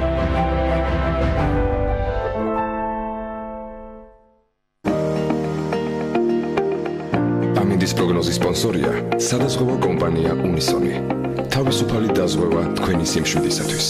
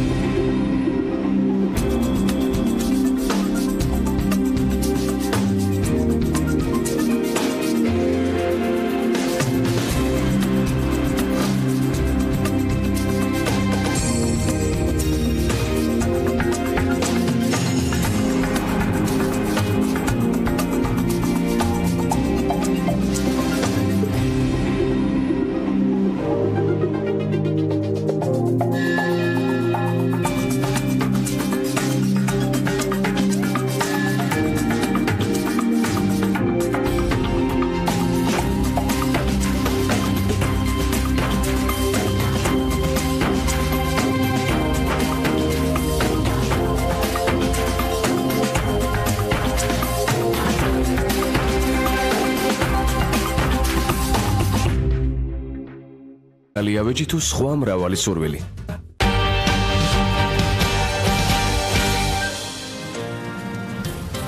საქართველოს ბანკის უნივერსიტეტმა სამაგისტრო პროგრამის პრეზენტაცია გამართა. უკვე წლევანდელი და განახლებული პრეზენტაციაზე დაინტერესებულ პირებს ჰქონდათ შესაძლებლობა დეტალურად მიეღოთ ინფორმაცია სწავლების მეთოდებზე თუ პირობებზე. თემის დეტალებით ახლა უკვე თათია ჩაფიჩაძის სიუჟეტით განვაგრძობთ ამ ყველაფერს, თუმცა შემდეგ სტუმრებთან ერთად ბევრ საინტერესოს მოვისმენთ მათთვის, ვინც ამ პრეზენტაციაზე არ ყოფილა და დარწმუნებულად კიდევ ბევრი კითხვა ექნება, თუ კი შესაბამისად არ ჰქონდა ინფორმაცია მიღებული. მოკლედ სიუჟეტი ვნახოთ და სტუმრებს უმასპინძლებთ რამდენიმე წუთში. საქართველოს ბანკის უნივერსიტეტმა მაგისტრანტებისთვის ბიზნესის ადმინისტრირების სამაგისტრო პროგრამის პრეზენტაცია გამართა. პრეზენტაციაზე სტუდენტებს საშუალება ჰქონდათ უნივერსიტეტის რექტორისგან დეტალურად მოესმინათ ინფორმაცია პროგრამისა და სწავლების მეთოდების შესახებ. დღეს გვაქვს სამაგისტრო პროგრამის პრეზენტაცია ფინანსებში, სადაც დეტალურად გავაცნობთ ყველა იმ უპირატესობათა ეს თქვა ძლიერ მხარეს, რაც ჩვენ პროგრამას გააჩნია. კერძოდ ეს არის რომ ორიენტირებულია პროგრამა ხარისხზე, პრაქტიკულ სწავლებაზე და გვაქვს ძალიან კარგი დაფინანსების მოდელი, სადაც 1/3 სტუდენტების ფინანსდებიან. საქართველოს ბანკის უნივერსიტეტში სამაგისტრო კურსი 2 წლიანია და ისრულად სწავლების დასავლურ მოდელს ემყარება. პრაქტიკისა და თეორიის ბალანსი სტუდენტებს საშუალებას აძლევთ დაამყარონ საჭირო პროფესიული კონტაქტები და კარიერაში რეალურ წინსვლას მიაღწიონ. რაც აქვს ამ უნივერსიტეტს ძალიან კარგი არის ის, რომ ლექტორები არიან პრაქტიკოსი ლექტორები, ასე რომ ვთქვათ, მუშაობენ წამყვან კომპანიებში, მნიშვნელოვან, მაღალი რანგის მენეჯმენტში და აქვს ძალიან კარგი პრაქტიკული ხედვა იმასთან დაკავშირებით თუ რა არის მნიშვნელოვანი წიგნიდან რომ ისწავლებოდეს. შესაბამისად ამ ლექტორების მიერ შერჩეული სახელმძღვანელოებიც არის, როგორ იცით, ასე რომ ვთქვათ, plug and play. ანუ შეგიძლია პირდაპირ ამოიკითხო და პირდაპირ პრაქტიკაში გადაიტანო და უმეტესობა საგნების ალბათ 100% არის ზუსტად ეგეთი.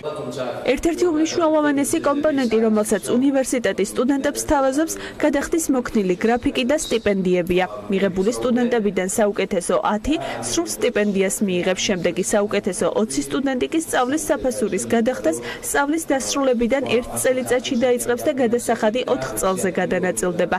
აღსანიშნავია ისიც, რომ დაფინანსების მოპოვების შესაძლებლობა ყველა ჩარიცხულ სტუდენტს სწავლის განმავლობაშიც ეძლევა. საკმაოდ საინტერესო შეხვედრა იყო, რაკეთობიც დავსვით ყველაფერს გვიპასუხა. ვფიქრობ, რომ მომავალი თაობის ძალიან კარგი იქნება უნივერსიტეტში და მაგისტრატურის გავლა. გარემო პირველ რიგში, რა თქმა უნდა, როდესაც აბარებს სადმე 2 წელი უნდა გახდე ამ გარემოს ნაწილი და ეს გარემო საკმაოდ უმზიდველი იყო და ვფიქრობ, რომ ჩემთვის ძალიან კომფორტული იქნება ამ გარემოში სწავლა. საქართველოს ბანკის უნივერსიტეტი 2014 წელს დაარსდა და დღეს არსებული მონაცემებით კურსდამთავრებულთა 83%-მა სწავლების დასრულების შემდეგ კარიერულ წინსვლას მიაღწია. აკაკი ხელაძე საქართველოს ბანკის უნივერსიტეტის რექტორს და ნანი სიჭინავას ალდაგის HR დეპარტამენტის დირექტორს მასპინძლობ საქმიანი დილის სტუდიაში და გავაგრძელებთ საუბარს იმაზე, რაც პრეზენტაცია იყო. მათთვის ვინც პრეზენტაციაზე არ იყო და ჩვენთვის ვინც პრეზენტაციის შესახებ და დეტალებზე მხოლოდ თათიამ გაგვიზიარა ინფორმაცია. თათია ჩაპიჩაძის სიუჟეტი არ იყო ერთადერთი სიახლე საქართველოს ბანკის უნივერსიტეტისგან გასულ კვირაში. ამის მიზეზი არის, რომ ჩვენთან ერთად არის ასევე ალდაგის ტოპ მენეჯერი ანისი ჭინავა, მას სულ რამდენიმე წუთში დაუბრუნდებით, მანამდე კი ვაგრძელებთ საუბარს, უბრალოდ ვიწყებთ საუბარს აკაკი ხელაძესთან, ვაგრძელებთ სიუჟეტის თემას. კიდევ ერთხელ დილამშვიდობის. დილამშვიდობის. მოგესალმებით. ჩაი არა პარასკევმა საღამო. გულისხმობ შეხვედრამ მაგისტრანტებთან ფეხბურთს არ მკითხულობთ. მადლობა. ერთი დეტალი მინდა აღვნიშნო, სიუჟეტის თქვა რომ 2014 წლიდან ვარსებობთ. თუმცა დაფუძნება მოხდა 13 წელს და წელს გვაქვს ესეთი საიუბილეო წელი, პირველი 5 წლის და დარწმუნებული ვარ, რომ ძალიან ხანგრძლივ ისტორიაში ამ უნივერსიტეტის დიდი ხანი მოგვიწევს ბევრი წარმატების გაზიარება. რაც შეეხება პარასკევს, საკმაოდ საინტერესო შეხვედრა იყო. ესეთი აქტიური აუდიტორია ყავდა, რომელიც უშუალოდ დაინტერესებული იყო ყველა დეტალით ჩვენი სამაგისტრო პროგრამის. იყო პრაქტიკულად კითხვა საგანთან დაკავშირებით, განმახორციელებელთან, როგორი პრაქტიკული კომპონენტები გვაქვს, ვინ ასწავლის ამას ყველაფერს და ვფიქრობ, რომ იმ აუდიტორიას ამოწურავად მივაწოდეთ ეს ინფორმაცია და აქაც მინდა კიდევ ერთხელ ხაზი გაუსვა, რომ ჩვენი ასე ვთქვათ ხედვა ყველაფერი არის ხარისხი. იქნება ეს სერვისი, აკადემიური ნაწილი, შერჩევა სტუდენტების, შემდეგ მათი ეს ვთქვათ მოვლა, პატრონობა და განათლების მიწოდება და თუ როგორ ვაკეთებთ ამაზე იყო საკმაოდ ცით. მოვლა პატრონობაში შემთხვევით ხო არ შედის, მათ შორის დასაქმებაც, რაზეც მემორანდუმით გააფორმეთ ერთ-ერთ სამხატვრო სადაზღვევო კომპანიასთან და ესეც გასულ კვირაში იყო. ამდენს არ იყო BMG-ის კამერები, ბატონო აკაკი მოგვიტევეთ და მხოლოდ მაგისტრატებთან შეხვედრა გადავიღეთ, მაგრამ შევიტყვით ასევე საკმაოდ საინტერესო MOU-ს თემა, ურთიერთგაგების მემორანდუმი, რომელიც კომპანია ალდაგს და საქართველოს ბანკის უნივერსიტეტს შორის გაფორმდა. ეს არ არის პირველი MOU. კი, რამოდენიმეა ეს კომპანია უკვე დაახლოებით 10-მდეა და ვაგრძელებთ ჩვენ. და ვიდრე ალდაგის MOU-ს დეტალებზე გადავალთ, რისთვის აკეთებთ და აქამდე გაფორმებული შედეგები ბატონო? ესე იგი, ეს არის კლასიკური დასავლური პრაქტიკა, როდესაც უნივერსიტეტი, ბიზნეს კოლეჯი და ბიზნესი თანამშრომლობს. ესე იგი, კომპანია მოდის უნივერსიტეტში, უნივერსიტეტი მიდის კომპანიაში და რაში გამოიხატება ეს წინასწარ, ესე იგი, გაწერილი არის, რაც შეიძლება მკაფიოთ სტუდენტისთვის, გეგმა თუ როგორ უნდა მოხდეს მისი დასაქმება წარმატების მიღწევის შემთხვევაში. ანუ პირდაპირ არის ცნობილი, რა სიტყვის კომპანია, რაში მოუწევს მონაწილეობა, იქნება ეს ტესტირება, აკადემიური მოსწრება, რომისთვის ყველა კომპანიის შეთავაზება, ვთქვათ, გამჭირვალედ ხელის გულზე არის დადებული და ყველა მხარის სურვილის შემთხვევაში, რა თქმა უნდა, ეს ყველაფერი მერე სრულდება დასაქმებით. საინტერესო იქნება ანის მოსაზრება ამასთან დაკავშირებით, იმიტომ რომ თვითონ პროდუქტიც კი ეს დასაქმების შემუშავებული იყო დამსაქმებლებთან აქტიური ურთიერთობით და ჩვენ უკვე გვაქვს ამის შედეგები. ჩვენი სტუდენტების ბაკალავრების პირველი წელიც კი არ აქვს დამთავრებული, უკვე დასაქმდნენ კომპანია ალდაკში და ამაზე. სანამ ამ სქემაზე გადავალთ, მე მაინტერესებს, რითი იყო საინტერესო ამ შემთხვევაში საქართველოს ბანკის უნივერსიტეტი თქვენთვის იმ სასწავლო პროგრამით, ლექტორებით, სტუდენტთა იმ უკვე გამოშვებული ვთქვათ ნაწილით, რომელიც არიან კურსდამთავრებულები, თუ რატომ გადაწყვიტეთ ეს პრაქტიკა, რომ ამ შემთხვევაში საქართველოს ბანკის უნივერსიტეტთან ყოფილიყო თქვენი მხრიდან განხორციელებული? მოგესალმებით კიდევ ერთხელ. ზოგადად თანამშრომლობთ ყველა წამყვან უნივერსიტეტთან და მათ შორის საქართველოს ბანკის უნივერსიტეტი ერთ-ერთი ის წამყვანი უნივერსიტეტია, რომელთა კურსდამთავრებულები ვფიქრობ, რომ ჩვენი კომპანიის მოთხოვნების, რაც გვაქვს, ასე ვთქვათ, კანდიდატების მიმართ რა მოთხოვნებიც გვაქვს, ამ მოთხოვნებს აკმაყოფილებენ საქართველოს ბანკის კურსდამთავრებულები იმ გეგმით, რაც არის გაწერილი ახლა ამ კონკრეტულ შემთხვევაში, ბაკალავრების შემთხვევაში. ძალიან მნიშვნელოვანია ჩვენი თანამშრომლობა საქართველოს ბანკის უნივერსიტეტთან გამომდინარე იქიდან, რომ ჩვენ უკვე შევხვდით მათ სტუდენტებს. ქონდა საინფორმაციო შეხვედრა, მივიყვანეთ პრაქტიკოსები ჩვენი კომპანიიდან, რომლებაც გაუზიარეს ის გამოცდილება, რაც მათ მიიღეს საქართველოს ბანკში, ის ასე ვთქვათ, შესაძლებლობები და პერსპექტივა, რაც მათ შეიძლება შეიძინოს ალდაკში მუშაობის შედეგად და მათგან წამოსული კითხვებით, მათგან წამოსული ინტერესით ჩვენ მივხვდით, რომ ეს სტუდენტები, კონკრეტულად ბაკალავრის სტუდენტები, არიან ის ბავშვები, რომლებიც შეძლებენ, ის სტუდენტები, რომლებიც შეძლებენ ჩვენთან ძალიან დიდი წარმატების მიღწევას და კარიერულ წინსვლას. საინტერესო აღმოჩნდა ეს შეხვედრა და ჩვენ უკვე ორი მათგანი დავასაქმეთ. ისინი უკვე მუშაობენ ალდაკში. უკვე ჩაერთო მოგონა. გამომდინარე იქიდან ჩვენ გვაქვს ამის შესაძლებლობა, რომ მათ შევთავაზოთ მოქნილი გრაფიკი, ანუ თან ისწავლონ და თან იმუშაონ ჩვენთან, ისინი სადაზღვევო აგენტების პოზიციაზე მუშაობენ და ეს არის ის დამწყები პოზიცია, რომელთაც საშუალებას აძლევთ გაიზარდონ და ჩვენ ამის პრაქტიკა გვაქვს უკვე ბევრი ასეთი დამწყები პოზიციიდან. არა და დასაქმებისკენ შემავალი კითხვისთვის მინდოდა მეკითხა MOU-ს ფარგლებში შესაძლებლობა, რომელიც ჩაიწერა და ნუ შესაბამისად ვალიდაციას განიცადა ორივე კომპანიის ხელმძღვანელისგან, რომ მესამე მეოთხე კურსელებს ეძლევათ საშუალება პრაქტიკის გავლისა. რაც არანაკლებ მნიშვნელოვანია თქვენთვის, როგორც ადამიანური რესურსების მართვის სამსახურის ხელმძღვანელისთვის ამ კომპანიის და იმოდროულად თავად სტუდენტებისთვის, რომლებიც ამეთანხმება ბატონი აკაკი როგორც რექტორი, რომ თავარი პრობლემა, რაც აკლიათ სტუდენტებს, არის ის, რომ ისინი რეალურ პრაქტიკას არიან მოკლებულნი თავიანთი სტუდენტობის განმავლობაში. პრაქტიკასთან დაკავშირებით ანი რა ხდება თქვენი მართულებით? ჩვენ ძალიან კარგი პრაქტიკა დაგვიგროვდა, რომ სტაჟიორები აყვავს და ისინი რჩებიან შემდეგ ჩვენთან უკვე ძირითადი შრომით ხელშეკრულებით და ძალიან ბევრი ყავს ესეთი უკვე კომპანიაში. და ბუნებრივია ჩვენც ძალიან გვაინტერესებს მათთან თანამშრომლობა, ისინი განწყობილები არიან ენთუზიაზმით, დაინტერესებულები არიან სწავლით და გამოცდილების მიღებით და ჩვენთვის მათზე დაკვირვება იმ სტაჟირების განმავლობაში საშუალებას იძლევა, რომ თქვათ შევაფასოთ მათი შესაძლებლობები და შემდეგ უკვე გადავიყვანოთ ძირითად პოზიციებზე. შესაბამისად საქართველოს ბანკის უნივერსიტეტის სტუდენტებთანაც ამ მემორანდუმის ფარგლებში ვაპირებთ აქტიურ თანამშრომლობას და მათი სტუდენტების სტაჟირებით აყვანას. მე მინდა ისევ იმ პროგრამაზე გადავერთო, რომელიც სხვა შესაძლებლობას აძლევს სტუდენტებს, რომთან დაკავშირებით პრეზენტაციის ნაწილში პრინციპში ჩვენს ვთქვით. შაშანაც იყო ბევრი კონკრეტული გაწერილი დღის წესრიგი იგივე დაფინანსების ნაწილში, რაც ასევე სტუდენტებისათვის განსაკუთრებით მნიშვნელოვანი და მათი ოჯახის წევრებისათვის. წელს რა კრიტერიუმებით, რის მიხედვით და დაახლოებით რა პროცენტით მოხდება, ვთქვათ, თანხის დაფარვა ამ შემთხვევაში უნივერსიტეტის მხრიდან? ორი სიტყვით თემის გაგრძელება დასაქმების, ესე იგი ბაკალავრებთან პრიორიტეტი არის დასაქმება, რაც ძალიან მისაუბრა და მაგისტრების კარიერული წინსვლა და განვითარება და ბოლო კვლევით რაც კურსდამთავრებულთა კვლევა ჩავატარეთ 87%-მა ან შეიცვალა სამუშაო, ან პოზიცია, ან ორივე ერთად ჩვენი კურსდამთავრებულების.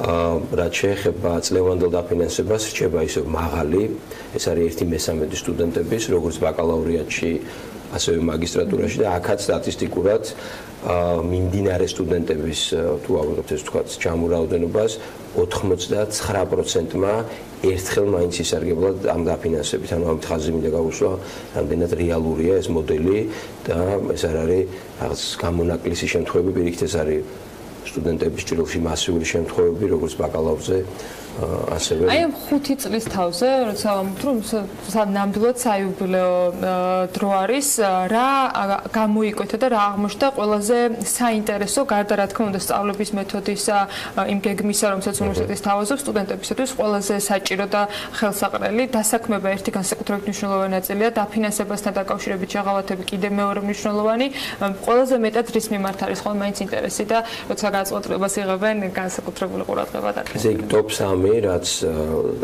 ამოდის ეს თქო კვლევების შედეგით გადაწყვეტილებისთვის არის ხარისხი, რაშიც გულისხმობენ პროგრამას და ლექტორებს, ეს არის დაფინანსება და ეს არის დასაქმება. ჩვენ ფიდბექის ეს ვთქვათ უკავშირის შედეგებიც გვაქვს საკმაოდ ისეთი მრავალფეროვანი და თქვენ რაც ახსენეთ ამ ფაქტორების გარდა მათ მოწონთ ჩვენ სტუდენტებს და კურსდამთავრებულებს ლექტორების და მენტორების სქემა ესე ვთქვათ ჩვენთან გარდა ლექტორების კურსის განხორციელებაში პრაქტიკოსი მენეჯერების არიან ჩართული მოწონთ ცალსახად ეს დაფინანსების სქემა რომელზეც ფიქრობენ რომ საკმაოდ სამართლიანი და გამჭირვალეა და მოწონთ პრაქტიკული სწავლება. ანუ საბოლოოდ იქნება ეს მაგისტრი თუ ბაკალავრი კურსდამთავრებული ყველა აუდიტორიაში ვეხედავს იმ ბიზნეს რეალობას რაც მათ გარეთ ხდებათ და ესეთი სწავლების მიდგომა და ფილოსოფია ძალიან მოწონთ. ანუ რამდენხნიანი არის ხოლმე პრაქტიკული თქვათ სტაჟირების პროგრამები პროცენტულად რამდენი იმსახურებს თქვენი მხრიდან დარჩენის ასე ვთქვათ შეთავაზებას კონდიციებში. გამომდინარე იქიდან რომ სტაჟიორებიც ისეთივე შერჩევის პროცესს გადიან როგორც სხვა ანაზღაურებადი კი პოზიციაზე როცა აყვავს კანდიდატები, ისინი უკვე ჩვენი მხრიდან მეტნაკლებად შერჩეული არიან იმ პოზიციისთვის და ალბათობა იმის რომ დარჩნენ ამ პოზიციაზე მაღალია, შესაბამისად დაახლოებით 90% არის სტაჟირების შემდგომ მათი დასაქმება ჩვენთან.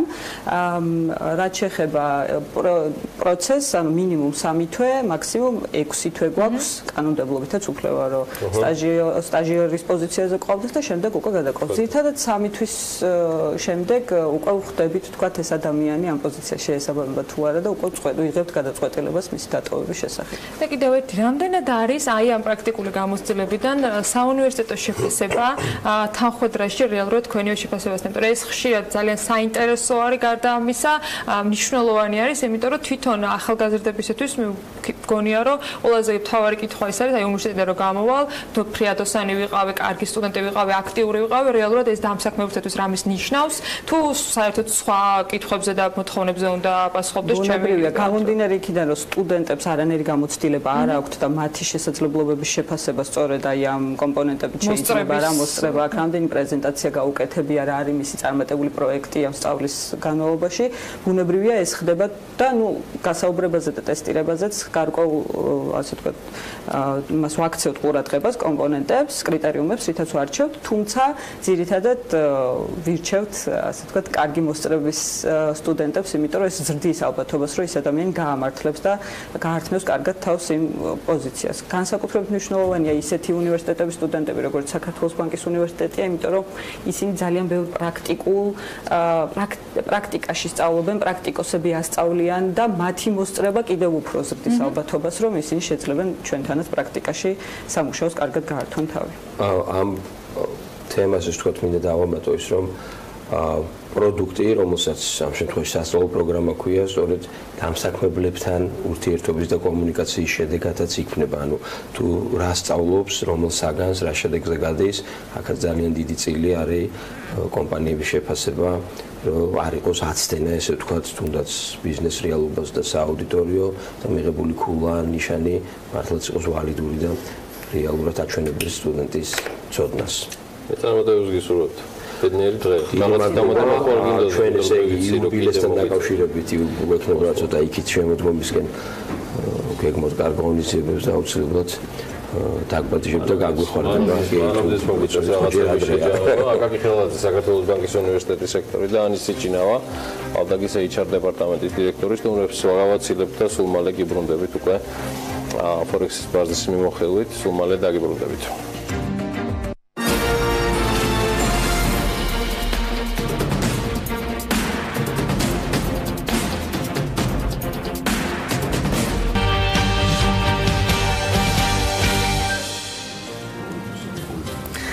მოკლედ რეკლამა გაიარა ფეხბურთზე საუბარი მომასწრებით და ბექაბაციკაძესთან ერთად ვაგრძელებთ ახლა საქმიანი დილას. გასული კვირის განმავლობაში დოლარი ძირითად ვალუტებთან მიმართებაში გამყარდა. ამაზე ფეხბურთი რამდენ დახდეს გავლენას არ ვიცი, მაგრამ ამ კითხვაზე პასუხსაც მივიღებ. ყველაზე მეტად პოზიციები კანადურ და ავსტრალიურ დოლარებთან და ევროსთან მიმართ არის გამყარებული. რა ხდება ფორექს ბაზრებზე? დავით ბოტკოვთან ერთად მოვიხილავთ ამას. მოგესალმებით.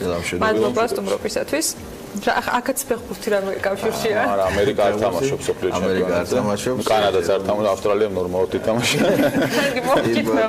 ფეხბურთი საერთოდ არ არის შუაში, რა თქმა უნდა, აქ ძირითადი სოფლიო პოლიტიკის ამბები არის და კერძო სახელმწიფოებში მიმდინარე პროცესებია. წინათ ჩვენ თქვით, რომ უნდა გამოსულიყო საპროცენტო განაკვეთის თაობაზე მონაცემი, საკმაოდ მნიშვნელოვანი ინფორმაციები გამოვიდა.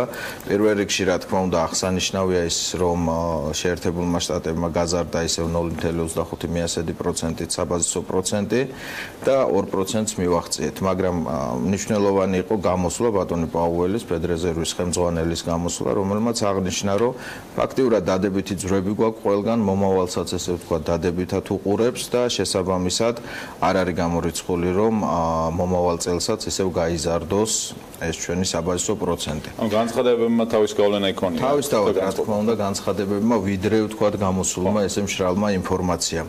შესაბამისად, აი ამ ინფორმაციების ფონზე დოლარმა დაიწყო გამყარების პროცესი, თუმცა აღსანიშნავია თვითონ ევროპის ცენტრალური ბანკის გამოსვლა, ასევე გამოქვეყნდა საპროცენტო განაკვეთის თაობაზე მონაცემი და გამოჩნდა, რომ ევროპის ცენტრალური ბანკი ჯერჯერობით არ აპირებს რბილი მონეტარული პოლიტიკიდან გადავიდეს ცოტა მკაცრ მონეტარულ პოლიტიკაზე. პირდაპირ გამოჩნდა ეს დრაგის განცხადებებზე, ფაქტიურად ევრომ დაკარგა ერთ დღეში რეკორდულად დიდი მაჩვენებელი 2016 წელს ჰქონდა ესეთი დიდი ვარდნა ევროს დაახლოებით და ეხლაც 1.9%-ით დაეცა. პრინციპში შეიძლება ითქვას, რომ ევროსთან დაკავშირებით, რომ ევროპის ცენტრალური ბანკის პრეზიდენტი ფაქტიურად ესეთ მესიჯებს უშვებს, რომ ჯერჯერობით გარემო არ არის ისეთი სტაბილური, როგორიც ვთქვათ, მიაჩნდათ და როგორცაც ვთქვათ, ელოდნენ. თუმცა არის რაღაც გარკვეული ძვრები ინფლაციასთან დაკავშირებით, მაგრამ მაინც ესეთი მყიფი არის მთლიანობაში შეიძლება ითქვას. და აი ამ ინფორმაციების ფონზე ფაქტიურად ევრომ დაიწყო ესეთი გადაწყვეტილებისგან მაინც ამ ეტაპზე თავს იკავებენ ამ ხისტი გადაწყვეტილებას. რა თქმა უნდა, ნავთობის ფასთან დაკავშირებით კლების ტენდენცია გრძელდება. ძირითადი გამოწვევი მიზეზები და იდეაში ეს ტრენდი თუ არის განგრძობადი მომავალში. კი ბატონო, ნავთობის ფასს რაც შეეხება ძალიან საინტერესოდ ვითარდება, ორივე ტიპის ნავთობზე ამ შემთხვევაში ბრენდზეც არის და ლაიტზეც არის ლაპარაკი. ვითარდება იქით, რომ მთლიანობაში მივდივართ კლებისკენ, არ არის გამორიცხული 50 ნიშნულებიც დავაფიქსიროთ. პირველ რიგში ეს არის გამოწვეული იმით, რომ ნავთობის მარაგები კატასტროფულად იზრდება, უკვე მოხმარება იმდენად არ არის, მოხმარების კუთხე არ არის გაზრდილი, გასაგები მიზეზების გამო ჯერ კიდევ პირველ რიგში რომ არის ზაფხული, ხო? ზამთარში უფრო მეტი მოხმარება აქვს ვიდრე ზაფხულში. ეს ერთი მომენტი, აი ამ გაზრდის მაჩვენებელი წინა თვეს გასულ თვეს უკვე გაიზარდა 4 მილიონი ბარელი დღეში, ან 31 მილიონი ბარელიდან 35 მილიონი ბარელამდე მიაღწია. ესაა ძალიან მნიშვნელოვანი დეტალი. გაზარდა მოპოვება, აი როგორც ადრე ვთქვით, აი ამერიკის შეერთებულმა შტატებმა საუდის არაბეთთან ესე ვთქვათ მოლაპარაკებები წარმართა ირანთან დაკავშირებით. ფაქტიურად ირანი მალე გამოეთიშება ალბათ ექსპორტს და შესაბამისად საუდის არაბეთმა ეს უნდა ანაზღაუროს. აქედან გამომდინარე, საუდის არაბეთმა დაახლოებით 85,000 ბარელით გაზარდა დღეში მოპოვება გაიზარდა ამ ეტაპისთვის ირანშიც და ალჟირშიც. თუმცა მნიშვნელოვანი არის საუდის არაბეთსა და რუსეთს შორის ბოლო დროს აი შეკრება რომ მოხდა და შესაბამისად აი განაცხადეს რომ ისინიც რუსეთიც კი გაზრდის აი მოპოვებას. ხა ამ პირობებში ძნელია თქმა რა დონეზე შეინარჩუნებენ ნავთობის ფასს. იმიტომ რომ თუ გაიზარდა მოპოვება, მესიჯები წავიდა უკვე მოპოვების გაზრდაზე და შესაბამისი რეაქცია პირველად მოყვა. ოპეკის ქვეყნებიც შემოდგომაზე აპირებენ. თუ არ ვთქვი შემოდგომამდეა, მის თქმა რომ კვოტები დაწესებული მოპოვებაზე. კი, კვოტები უნდა იქამდე არაფერი შეიცვლება ალბათ ოპეკის შემთხვევაში. არა, იქამდე არაფერი ისეთი განსაკუთრებულ ცვლილებებს არ ველოდებით ნამდვილად, მაგრამ აქ არის მნიშვნელოვანი რომ 2016 წელს პირველად გაჟღერდა ის, რომ მოპოვება პირიქით უნდა შეემცირებინათ, იმიტომ რომ რეკორდულად დაბალ მაჩვენებლებზე იყო ნავთობის ფასი. შეამცირეს მოპოვება, ეხლა პირიქით პროცესი წავიდა, უნდა მოუმატონ ეხლა ისევ მოპოვებას. ნუ რა პოლიტიკა თამაშდება, ჯერჯერობით არ ჩანს, თუმცა არის პირველად ნიშნები იმისა, უკვე დაიწყო ეს ნიშნები იმისა, რომ ნავთობის ფასმა დაიწყო კლება. 70 ნიშნულთან ველოდებით ამ ეტაპზე. შემდგომი ეტაპი, რა თქმა უნდა, თუ ეს 70 ნიშნულიც გადაილახება, შემდგომი ეტაპი იქნება უკვე 50 ნიშნული ბარელი. და ეს აისახება მე ეგრეთ წოდებულ პლატსეც. რა თქმა უნდა და იმედი გვაქვს. იმედი გვაქვს, რომ აისახება, რა თქმა უნდა. ამ კვირის განმავლობაში რას ველით წინას კვირას დაანონსებულმა ამბებმა ბოლოდინიას თუ გამართლა და რაც გაცემული იყო ფაქტიურად ის ყველაფერი შესრულდა. ამ კვირასაც ველით ასევე დიდი ბრიტანეთიდან გამოსულ ინფორმაციებს ხუთშაბათს გამოადაახლოთ. ეს ინფორმაცია არის ძალიან მნიშვნელოვანი, აქაც გაჟღერდება ფაქტიურად მომავალი მონეტარული პოლიტიკა, როგორი ექნება დიდ ბრიტანეთს, გამოვა საპროცენტო განაკვეთი. საბაზისო პროცენტი თავისთავად არ შეიცვლება, არც წინასწარ ინფორმაციას ველოდებით შეცვლაზე, არც კიდე არ არის დაგეგმილი საერთო ჯამში. მაგრამ აი ინგლისის ბანკის განცხადება იქნება აქ უკვე საინტერესო იმასთან დაკავშირებით, რომ როგორ გააგრძელებს აი მიმდინარე მდგომარეობაში ისინი როგორ გააგრძელებენ პოლიტიკას. შესაბამისად, თუ გაჟღერდა ის, რომ ინგლისი უკვე დაიწყებს ზრდას საბაზისო პროცენტის და ცოტა დადებითი გაჟღერდება თუნდაც მთლიანი შიდა პროდუქტთან დაკავშირებით, რომელიც უკვე იკლებს და ასე შემდეგ, თავისთავად ეს იქნება ესეთ ხელისშემწყობი მიზეზი ბრიტანული ესე ვთქვათ ფუნტისთვის, რომ ის გამყარდეს. ამ ეტაპისთვის ჯერჯერობით დაღმავალი პოზიცია უკავია ბრიტანულ ფუნტს და საკმაოდ ესე ძლიერად სუსტდება ჩვენი ბრიტანული ფუნტი. კი ბატონო, დიდი მადლობა. დავით ბოტკოველი იყო ჩვენთან ერთად. მადლობა მას ტრადიციულად ორშაბათის ანალიზისთვის. მადლობთ. საუბრობთ რეკლამებს, ხო? არა, ჯერ კონდეს სიუჟეტი უნდა ნახოთ. კავკასიის უნივერსიტეტში ადიზესის ინსტიტუტის სემინარი, როგორ განვახორციელოთ ეფექტური ცვლილებები კომპანიაში გაიმართა და სემინარის საშუალოდ მსხვილი ბიზნესის მფლობელები და უმაღლესი რგოლის მენეჯერები ესწრებოდნენ. ღონისძიებაზე ადიზესის ინსტიტუტისა და კავკასიის უნივერსიტეტის შორის ურთიერთთანამშრომლობის მემორანდუმის გაფორმდა, დეტალები კი შეგვიძლია სიუჟეტში ნახოთ. კავკასიის უნივერსიტეტში ადიზესის ინსტიტუტის სემინარის გამართვამდე საშუალო და მსხვილი ბიზნესის მფლობელები და მათთან ერთად უმაღლესი რგოლის მენეჯერები სემინარის დაწყებამდე ჯერ ერთმანეთში საუბრობდნენ და მხოლოდ ყველა დამსწრის მოსვლის შემდეგ პირველი სიტყვაც გაისმა. ეს მხოლოდ სემინარის და გამოცდილების გაზიარება არ იყო, აქ უფრო მეტი მოხდა. კავკასიის უნივერსიტეტსა და ადიზესის ინსტიტუტს შორის ურთიერთთანამშრომლობის მემორანდუმი გაფორმდა, რაც პარტნიორობის გაღრმავებასა და მემორანდუმის ფარგლებში კავკასიის ბიზნესის სკოლის სამაგისტრო პროგრამაზე ადიზესის მეთოდოლოგიაზე დაფუძნებული საგანის დამატებას გულისხმობს.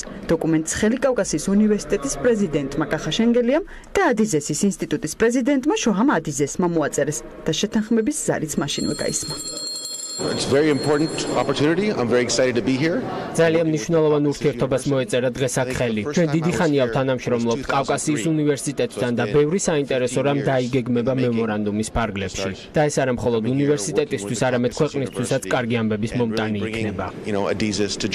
სემინარს სულ ცოტა ხნით კავკასიის ბიზნესის სკოლის დეკანი ბუბა ლეჟავა მოუწყვეტეთ. უნივერსიტეტის ბიბლიოთეკაში მოვიპატიჟეთ და მისგან რამდენიმე კარგი რჩევაც მივიღეთ. ადიზესის ინსტიტუტი არის ერთ-ერთი ცოდნის კერა მსოფლიოში, რომელიც არის ყველას მიერ აღიარებული, ასეთი რამოდენიმე ადგილი არსებობს, სადაც ხდება რეალურად მენეჯმენტისა და ბიზნეს ადმინისტრირების მიმართულებით ცოდნის შექმნა. ერთი არის ცოდნის შექმნა და მეორე არის მისი პრაქტიკაში გამოგონება. შესაბამისად, ეს მეთოდოლოგია ძალიან პრაქტიკული არის და მნიშვნელოვანი არის მცირე და მსხვილი კომპანიებისათვის. შოჰამ ადიზესის სემინარზე ძირითადი თემატიკა ორგანიზაციაში ცვლილებების ეფექტური მართვა და ასევე ტრენინგ პროგრამა იყო კომპანიების აღმასრულებელი წარმომადგენლებისათვის. ამიტომაც ინტერესი და სემინარზე დასწრება უმაღლესი იყო. ადიზესის ინსტიტუტის ასეთი ტიპის სემინარი, ასეთი ტიპის ლექცია ხელს უწყობს განათლების სწორი მიმართულებით წარმართვას. ეს ინოვაცია, რაც დანერგილი აქვს ადიზესის ინსტიტუტს, შეიძლება უკვე კლასიკურიცაა, მაგრამ ამავდროულად მუდმივად თანამედროვე, იქიდან გამომდინარე, რომ ხელს უწყობს მენეჯმენტის განვითარებას ზოგადად, როგორც თეორიულად, ასევე პრაქტიკულად. მემორანდუმზე ხელი მოწერილი, ამიტომ კახაშენგელია კავკასიის უნივერსიტეტის პრეზიდენტი უკვე გარეთ გამოვიყოლეს სასწრებლობებზე გვიყვება, რომელიც ხელმოწერიდან მეორე დღეს უკვე მოქმედებს. ქართველ სტუდენტებს ექნება საშუალებო ამ მეთოდზე დაყრდნობით ისწავლონ მენეჯმენტი უკვე კავკასიის უნივერსიტეტში და კერძოდ კავკასიის ბიზნეს სკოლაში. ეს არის ძალიან დიდი მიღწევა არა მარტო ჩვენთვის კავკასიის უნივერსიტეტში, არამედ მთელი ქვეყნისათვის, რადგან ადიზე არ შემოდის ეგრე უნივერსიტეტებში და არ ასწავლის თავის პროგრამით და თავის მეთოდებით მენეჯმენტს. ძალიან დიდი ხანი დავჭირდა ამისათვის თითქმის 10 წელზე მეტი იყო მოლაპარაკება და ბოლო-ბოლო მივახცეთ იმას, რომ ადიზეს მეთოდოლოგიით ვასწავლოთ ჩვენ მენეჯმენტი დღეს კავკასიის უნივერსიტეტში. და ესეც ისეთ მისადობლია, იმიტომ რომ ჩვენ ერთ-ერთი ყველაზე ძველ კემპუსი გავხსენით ახლა. სხვადასხვა გახთოვანებული იყვნენ ამ კემპუსზე ჯონის ინს ამერიკელებიც. ჯერ სომხური სემინარია, შემდეგ ჰოსპიტალი, ტექნიკური უნივერსიტეტის ერთ-ერთი კამპუსი, სამხედრო დაწესებულების შენობა, სამეცნიერო ინსტიტუტი და ბოლოს კავკასიის უნივერსიტეტი. ერთ-ერთი ყველაზე მასშტაბური სასწავლო დაწესებულება, როგორც საქართველოში, ასევე სამხრეთ კავკასიაში.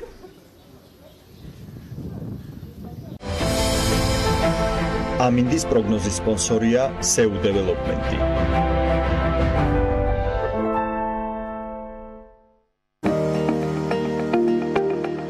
ამინდის პროგნოზის სპონსორია სადაზღვევო კომპანია უნისონი. თავისუფალი დაზღვევა თქვენი სიმშვიდისათვის.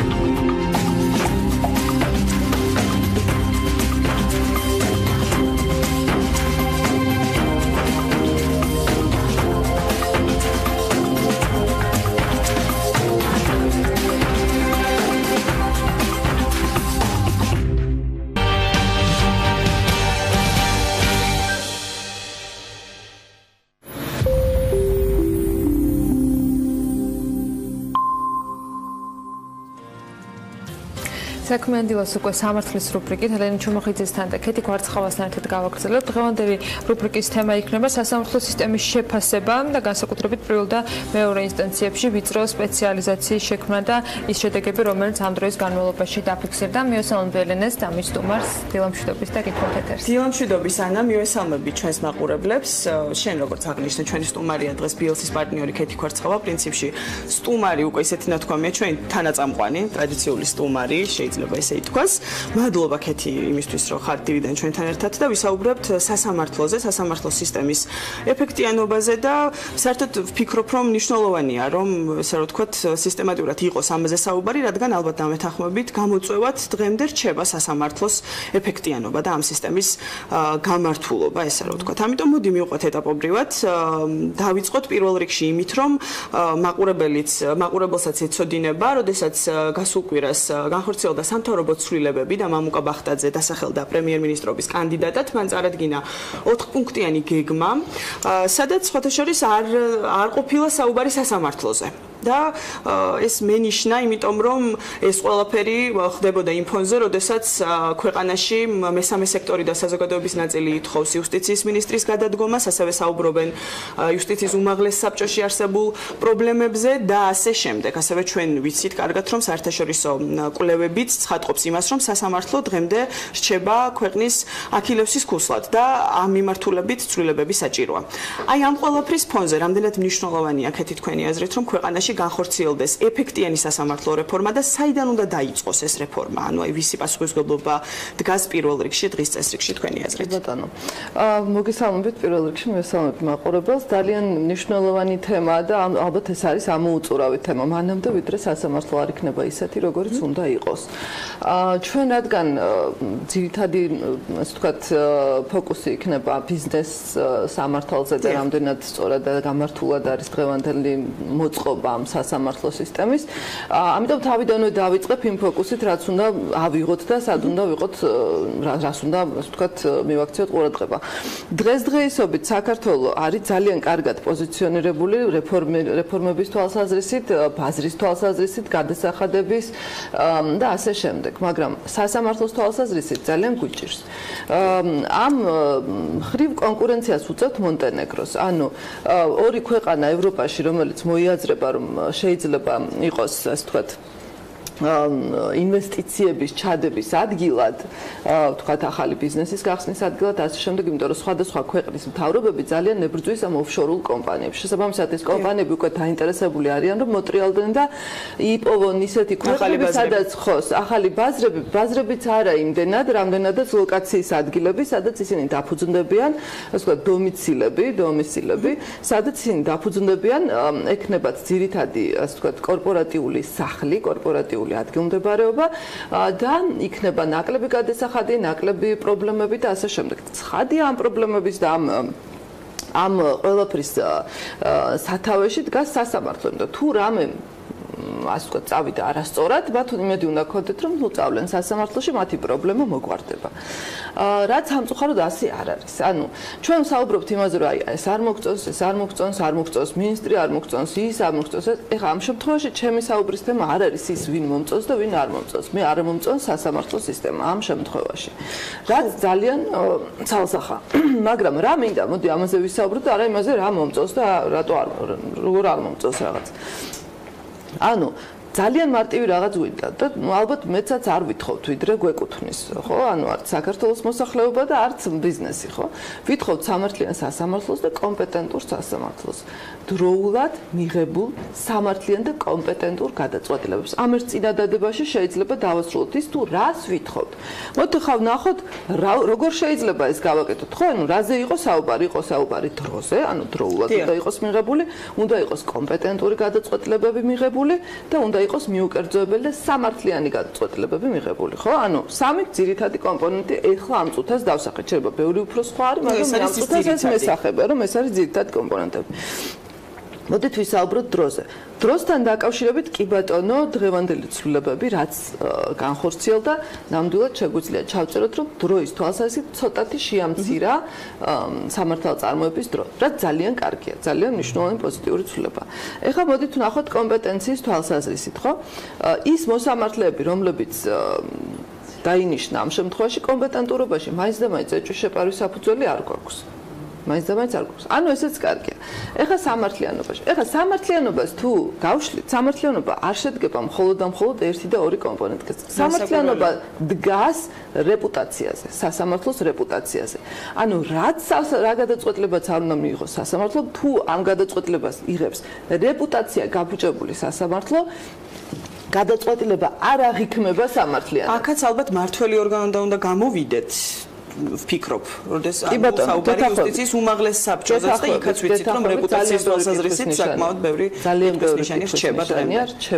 აი ამის მოგვარება, ეს რადგან თქვენც იცით, მეც ვიცით და დარწმუნებული ვარ ჩვენი მაყურებლების უმრავლესობამაც იცის და ეს არ არის ახალი ამბავი, რომ რეპუტაცია ამაზე ყველა საუბრობს და მაინც, ანუ რა რჩება, პასუხისმგებელი პირები, ხელისუფლების პასუხისმგებლობის როლი რამდენად დიდია იმაში, რომ დაკომპლექტდეს საბჭო ისე, რომ საკანონმდებლო ორგანოსიც ცხადია, დაკომპლექტდეს ისე, რომ არავის ეჭვი არ შეეპაროს, ანუ არ გაჩნდეს ეს შეკითხვები, იმიტომ რომ ეს შეკითხვები უკვე დიდი ხანია არის ქვეყანაში და ეხლა უყურეთ რა შეება. რეპუტაცია არის გაფუჭებული, ხო, შევთანხმდეთ. არის თუ არა გაფუჭებული? თქვენ როგორ ფიქრობთ, არის გაფუჭებული? არის გაფუჭებული, ოღონდ ყველას შემთხვევაში არა, მაგრამ ეს მაყურებელი, საისახება მთელ უწყებაზე. თქვენ მაყურებელი, თქვენ არ ხართ მონაწილე სასამართლო პროცესებში. თქვენ ხართ მაყურებელი და მიგაჩნიათ რომ რეპუტაცია არის გაფუჭებული. ნახეთ კვლევები. კვლევების თანახმად კი ბატონო, ნდობა არ აქვს სასამართლოს. იყო უამრავი სხვადასხვა, ასე ვთქვათ, უწყება, რომელსაც ნდობა აქვს გარკვეულწილად მეტნაკლებად სასამართლოს დადასტურებასკენ. ეს არის მიუღებელი. მოსახლეობას თუ არ ჯერა სასამართლოს, ეს ნიშნავს იმას, რომ ძალიან ცუდი მდგომარეობა გვაქვს და რეპუტაცია არის ძალიან ცუდად. ხო და შესაბამისად, ეხლა ერთი რაღაც მინდა ვთქვა. გაფუჭებული რეპუტაციის გამოსწორებას გაცილებით მეტი დრო ჭირდება, ვიდრე ვთქვათ, ნოლიდან დაწყებული რაღაცის თავდანაშენებას ამ რეპუტაციის. კი ბატონო, რეპუტაციის ახლიდან აშენებას. ანუ, აი მაგალითად, მარკეტინგში ხო არის ესეთი ის, რომ 10 უკმაყოფილი კლიენტი უდრის ერთ უკმაყოფილოს. ანუ ერთი უკმაყოფილო კლიენტი საკმარისია იმისათვის, რომ 10 უკმაყოფილი გადაწონოს და როცა 10 უკმაყოფილოა და სიტყვაზე ყავს 80 უკმაყოფილი, ანუ უკმაყოფილი კლიენტი, გამოდის რომ რეპუტაცია ცუდად არის, ანუ ძალიან ცუდად. სასამართლოს შემთხვევაში ეს კიდევ უარესია, იმიტომ რომ საქმეები, როდესაც გახმაურებულ საქმეზე, ერთ გახმაურებულ საქმეზე მაინც თუ დადგება არასწორი გადაწყვეტილება, ნებისმიერი მიზეზით. საერთოდ აქვს მნიშვნელოვანი მიზეზი. არაკომპეტენტურობით, მიკერძოებით, ვიღაცის ზეწოლით, ასე ვთქვათ, სხვა ცუდი მიზეზებით, რომელსაც არ დავასახელებდათ, ხმაც კი არ მინდა. ნებისმიერ შემთხვევაში, ხო? ამ შემთხვევაში ზარალდება სასამართლოს რეპუტაცია იმდენად, რომ შეიძლება ეს ზარალი იყოს გამოუსწორებელი. რას ნიშნავს გამოუსწორებელი ზარალი? ეხლა გვაქვს ამ წუთას არის მდგომარეობა, რომ ზარალი არის გამოუსწორებელი.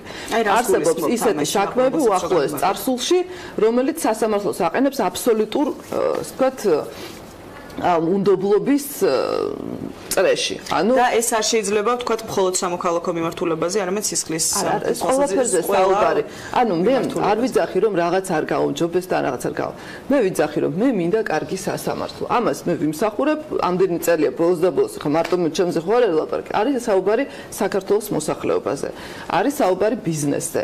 ნებისმიერ ადამიანზე, რომელსაც საქართველოს სასამართლოსთან აქვს შეხება. მას აქვს უფლება კონდეს თავისუფალი და სამართლიანი როდესაც აი სხვადასხვა უწყებების მხრიდან ხო, აი მე ზუსტად მანდ მივდიოდი სხვადასხვა უწყებებზე, როცა არის ლაპარაკი და გაფუჭებულ რეპუტაციაზე, როცა არის ლაპარაკი, ამ რეპუტაციის გამოსწორებას კოსმეტიკური ცვლილება არ ყოფნის. ანუ მაგ საჭირო ამაში ვერ დაარწმუნ. ანუ მე უნდა დამარწმუნო მოსახლეობა, უნდა დაარწმუნო თქვენ, უნდა დაგარწმუნონ, რომ ეს ყველაფერი იმოქმედებს. დაგარწმუნოთ თქვენ იმაში, რომ სასამართლო გაუმჯობესდა და აი ყველაფერი შეიცვალა და კარგად არის და თაცაზე დიდი, ასე ვთქვათ, ცისარტყელა გადაკრავს სასამართლოს, როდესაც გაიგეთ, რომ ესე იგი ბიზნეს სასამართლო იქნებოდა. ამან დაგარწმუნოთ ამაში. ნუ არა. ჩემი აზრით თუ გაინტერესებთ, არა, იმიტომ რომ მე პრობლემას ვხედავ გაცილებით უფრო სხვაგან. იმიტომ რომ აქ ხო, ეს არის რეალურად მართლა კოსმეტიკური ჩარევა, რომელიც თვალის ასახვევად შეიძლება მე თავისუფლებას მივცემ რომ ეს თქვა, რასაკვირველია პოზიტიური ცვლილებაა და გარკვეულწილად იმოქმედებს, თუნდაც თქვენ ახსენეთ დრო, თქვენ ახსენეთ სხვადასხვა მიმართულებები, მაგრამ აი სწორედ იქამდე მიხვედით ახლაც თქვენს ახლა და მეც იმის თქმა მინდა რომ აქ რეალურად სხვა პასუხისმგებლობის საკითხი დგება საკითხი იმ ადამიანების და ეს არ არის ჩემი მოსაზრება მხოლოდ აქ არის საუბარი ვახსენე არასამთავრობო ორგანიზაციები, იურისტთა ნაწილი, საზოგადოების დიდი ნაწილი, რომლებიც ითხოვენ იუსტიციის სამინისტროს და მინისტრის პასუხისმგებლობის საკითხის დაყენებას, რომ მან აიღოს პასუხისმგებლობა ასევე მმართველი ორგანოების პოლიტიკური განცხადებებისგან მართალი. რასაკვირველია, თქვენ უბრალოდ აი ამ კონტექსტში, ანუ აი უშუალოდ როგორც იურისტი და ამ საქმეში ძალიან ჩახედული ადამიანი და ადამიანი, რომელსაც ყოველდღურად გაქვთ შეხება ამაზე და აი ყველანაირად პოლიტიკური, ასე ვთქვათ, თემისგან აი დაცლილი პასუხი რომ გამცეთ, თქვენ როგორც იურისტი, რას თვლით? ვისი პასუხისმგებლობაა? მე არა, პასუხისმგებლობას ამ შემთხვევაში მე როგორც იურისტი მით უმეტეს ვერავის ხელს ვერ დავადებ, სანამ ზუსტად არ ვიცი რომ ეს მისი ბრალია. მე შემიძლია გითხრათ, უწყება არის იუსტიციის საბჭო, მოდით ასე ვთქვათ, ხო? რომელიც პასუხს აგებს ყველაფერზე. ამ წუთას ჩემს წინაშე, თქვენს წინაშე, მოსახლეობის წინაშე აგებს პასუხს იუსტიციის საბჭო. თუ ის ვერ პასუხობს ამოცანებს, იუსტიციის საბჭოში განსახორციელებელია ძალიან მნიშვნელოვანი და კარდინალური ცვლილებები. არა მხოლოდ ახლანდელ შემადგენლობაში, არამედ დანიშვნის მექანიზმშიც და მთელ სტრუქტურაში, რა სტრუქტურითაც იგი მოქმედებს. ეს არის აუცილებელი. აბსოლუტურად აუცილებელია იმისთვის, რომ გამოსწორდეს. ნუ რეპუტაციას ამ წუთას ეს მთლიანად ვერ გამოსწორებს, მაგრამ საწყისი მაინც უნდა იყოს, მესიჯი უნდა იყოს სწორი. ანუ მესიჯი უნდა მივიდეს მოსახლეობამდე, გზავნილი უნდა მივიდეს მოსახლეობამდე, ბოდიშხდი, რომელიც მიუთითებს, რომ სახელმწიფოს სურს ცვლილების განხორციელება. ანუ მე უნდა დამარწმუნოს, როგორც მოსახლეობა სახელმწიფომ იმაში, რომ მას სურს რეალური რეფორმა და აღარ ახსენოს ტალღები. აი ტალღების ხსენებაზე უკვე უდაბნოებით მართალი გითხრათ, იმიტომ რომ მეოთხე ტალღის შესაძლებლობა გადაგჯეგა უკვე, აღარ შეგვიძლია, ნუ აღარ შეიძლება. ანუ რამდენად ეფექტიანი იყო? რო არ იყო ეფექტიანი, იმიტომ რომ სასაცილოა უკვე ეს ყველაფერი. ტალღა და აღარ სხვა დავარქვათ ბოლოს და ბოლოს უკვე ტალღა უკვე სასაცილო გახდა. ანუ თქვენი აზრით ის მეოთხე ტალღა, რომელიც დაგეგმილია, ტალღას ნუ დაარქვენ და რამე დაარქვენ ისეთი რომ გასაგები გახდეს რა უნდა. მოდით ასე ვთქვათ, რეფორმის მეოთხე ეტაპი ვუწოდოთ მაშინ, ასე დავარქვათ. აი ეს მეოთხე ეტაპი, რამდენად იმედიანად უყურებთ ამ ეტაპს, იმიტომ რომ ჩვენ ვიცით წინა სამი ეტაპი, ჩვენ ვიცით რა შედეგები გვაქვს დღეს და როგორ გვაფასებს არა მარტო ჩვენი მოსახლეობა და საქართველოს მოქალაქეები, არამედ საერთაშორისო ინსტიტუტები და საერთაშორისო შეფასებები როგორია, მოკლედ ძალიან კარგად ვიცით. აი ამ ფონზე მეოთხე ტალღა, მეოთხე ეტაპი რამდენად გეიმედებათ? და თუ იცნობთ აი იმ გარკვეულ პუნქტებს, რომელსაც ითვალისწინებს ეს რეფორმის ტალღებმა იცით მეოთხე ეტაპი შეიძლება იყოს სერიოზული მაშინ თუ პირველი სამი იყო რაღაცა საოცარი ხო ანუ როდესაც რეფორმაზეა საუბარი და პირველი განახორციელე არ გამოვიდა მეორე განახორციელე არ გამოვიდა მესამე არ გამოვიდა ახლა მეოთხე გამოვა ანუ რატო გამოვა ამ ხსენით ხო ანუ ეს ტალღები რა უბედურება ანუ დავიღალეთ ამ ზღვის თქვა ბობოქრობით ნუ რაღაც სხვა მოვიქით თემატიკით გასაგებია და ბოლოს შეკითხვა მექნება როდესაც საუბარი მიდის ქვეყანაში ეკონომიკური გარემოს გაუმჯობესებაზე დემოკრატიაზე და ამ მიმართულებით ცვლილებებზე პოზიტიური მიმართულებით და აქაც არ არის საუბარი სასამართლოზე. აი თქვენ რამდენად აკავშირებთ ამ ყველაფერს ერთმანეთთან? ის რომ ქვეყანაში რომ გაუმჯობესდეს ეკონომიკური მდგომარეობა აუცილებელია სასამართლოს ეფექტიანობა და საერთოდ ძალიან ბევრი მიმართულებით იწყება სასამართლოდან და შემდგომ არის რეალური რომ მიღწეული იქნეს ეს შედეგები. ამაზეც არის საუბარი სხვადასხვა იურისტების მხრიდან და მაგიტომ გეკითხებით თქვენ. სასამართლო რამდენად პრიორიტეტულია, როდესაც ქვეყნის განვითარებაზე საუბრობთ სხვადასხვა მიმართულებით. სასამართლო ნებისმიერ დროს სახელმწიფოს განვითარების ნებისმიერ ეტაპზე არის პრიორიტეტული. ნებისმიერი მოქალაქისთვის, დემოკრატიული სახელმწიფოსთვის სასამართლო და სამართლის უზენაესობა არის პრიორიტეტული. rule of law, ანუ სამართლის უზენაესობა არის ყველაზე მთავარი, რაც შეიძლება მოვითხოვოთ. ამის შემდეგ შეიძლება მოვითხოვოთ უკვე უკეთესი კანონის დაწერა, უკეთესი, ასე ვთქვათ, მექანიზმების შექმნა, ადმინისტრაციული მექანიზმების შექმნა და ასე შემდეგ. თუ არ ყავს სასამართლო, რომელიც არის რეალურად სახელმწიფოში ბოლო ინსტანცია საიმისოდ, რომ მოქალაქეს ვთქვათ, მისთვის მიმართავს, მისცეს სამართლიანობა. ანუ განახორციელოს სამართალი. ასეთ შემთხვევაში, ნუ ყველაფერი ამაოა საერთოდ სახელმწიფოში ნებისმიერი რეფორმა, ნებისმიერი მცდელობა იმის, რომ სახელმწიფო რაღაცას დაამსგავსო, იქნება სრულიად ეს ვთქვათ, სახის შელამაზების მცდელობა და არა შინაარსის, ასე ვთქვათ, გამოსწორების და გაუმჯობესების რეალური, ეს ვთქვათ, სამუშაო. დიდი მადლობა ქეთი იმისთვის, რომ იყავით ჩვენთან ერთად. საინტერესო შეფასებები მოვისმინეთ თქვენგან. მე მინდა მართალი გითხრათ, წარმატება ვუსურვო სასამართლოს ბიზნეს მიმართულებას, ვთქვათ. იმიტომ რომ ეს რაღაც ახალია და ვთქვათ, იქნება ამან მაინც ცოტა გამოასწოროს ის იმიჯი, რაც სასამართლოს დღეს აქვს. მაგრამ ასევე ვიტყოდი რომ მთელი ეს ვთქვათ სამომავლო იმიჯი დამოკიდებულია თითოეულ საქმეზე რომელსაც სასამართლო იხილავს თითოეულ საქმეზე სასამართლოს გაწოლება უნდა იყოს არა მხოლოდ სამართლიანი და კომპეტენტური არამედ უნდა შექმნას სამართლიანობის და კომპეტენტურობის განცდა მხარეებში და ხადია მხარეებს შორისაც რასაკურველია ძალიან დიდი მადლობა ქეთი საინტერესო ნარატივისთვის საინტერესო შეფასებებისთვის და რასაკურველია კიდევ და კიდევ იმეც ვიტოვებ მეც და ალბათ თქვენც რომ მომავალ ეთერებში უფრო დადებით შედეგებზე ვისაუბრებთ რეფორმების ტალღა დავარქვათ ეტაპი თუ რაც იქნება დავაკვირდეთ მოვლენათა განვითარებას დიდი მადლობა კიდევ ერთხელ ჩვენ საუბრობდით სასამართლო სისტემის რეფორმაზე იმ შედეგებზე რომელიც ვთქვათ დღეისათვის გვაქვს უკვე განხორციელებული რეფორმების შედეგად და ამ რეფორმების ეტაპების შედეგად ასევე საუბრობდით თვითონ მართველი ორგანოს პასუხისმგებლობის საკითხზე და ასე შემდეგ ჩვენ ამ თემას რასაკურველია შემდეგ ეთერებშიც მიუბრუნდებით დიდი მადლობა კიდევ ერთხელ ქეთი თქვენი სტუმრობისთვის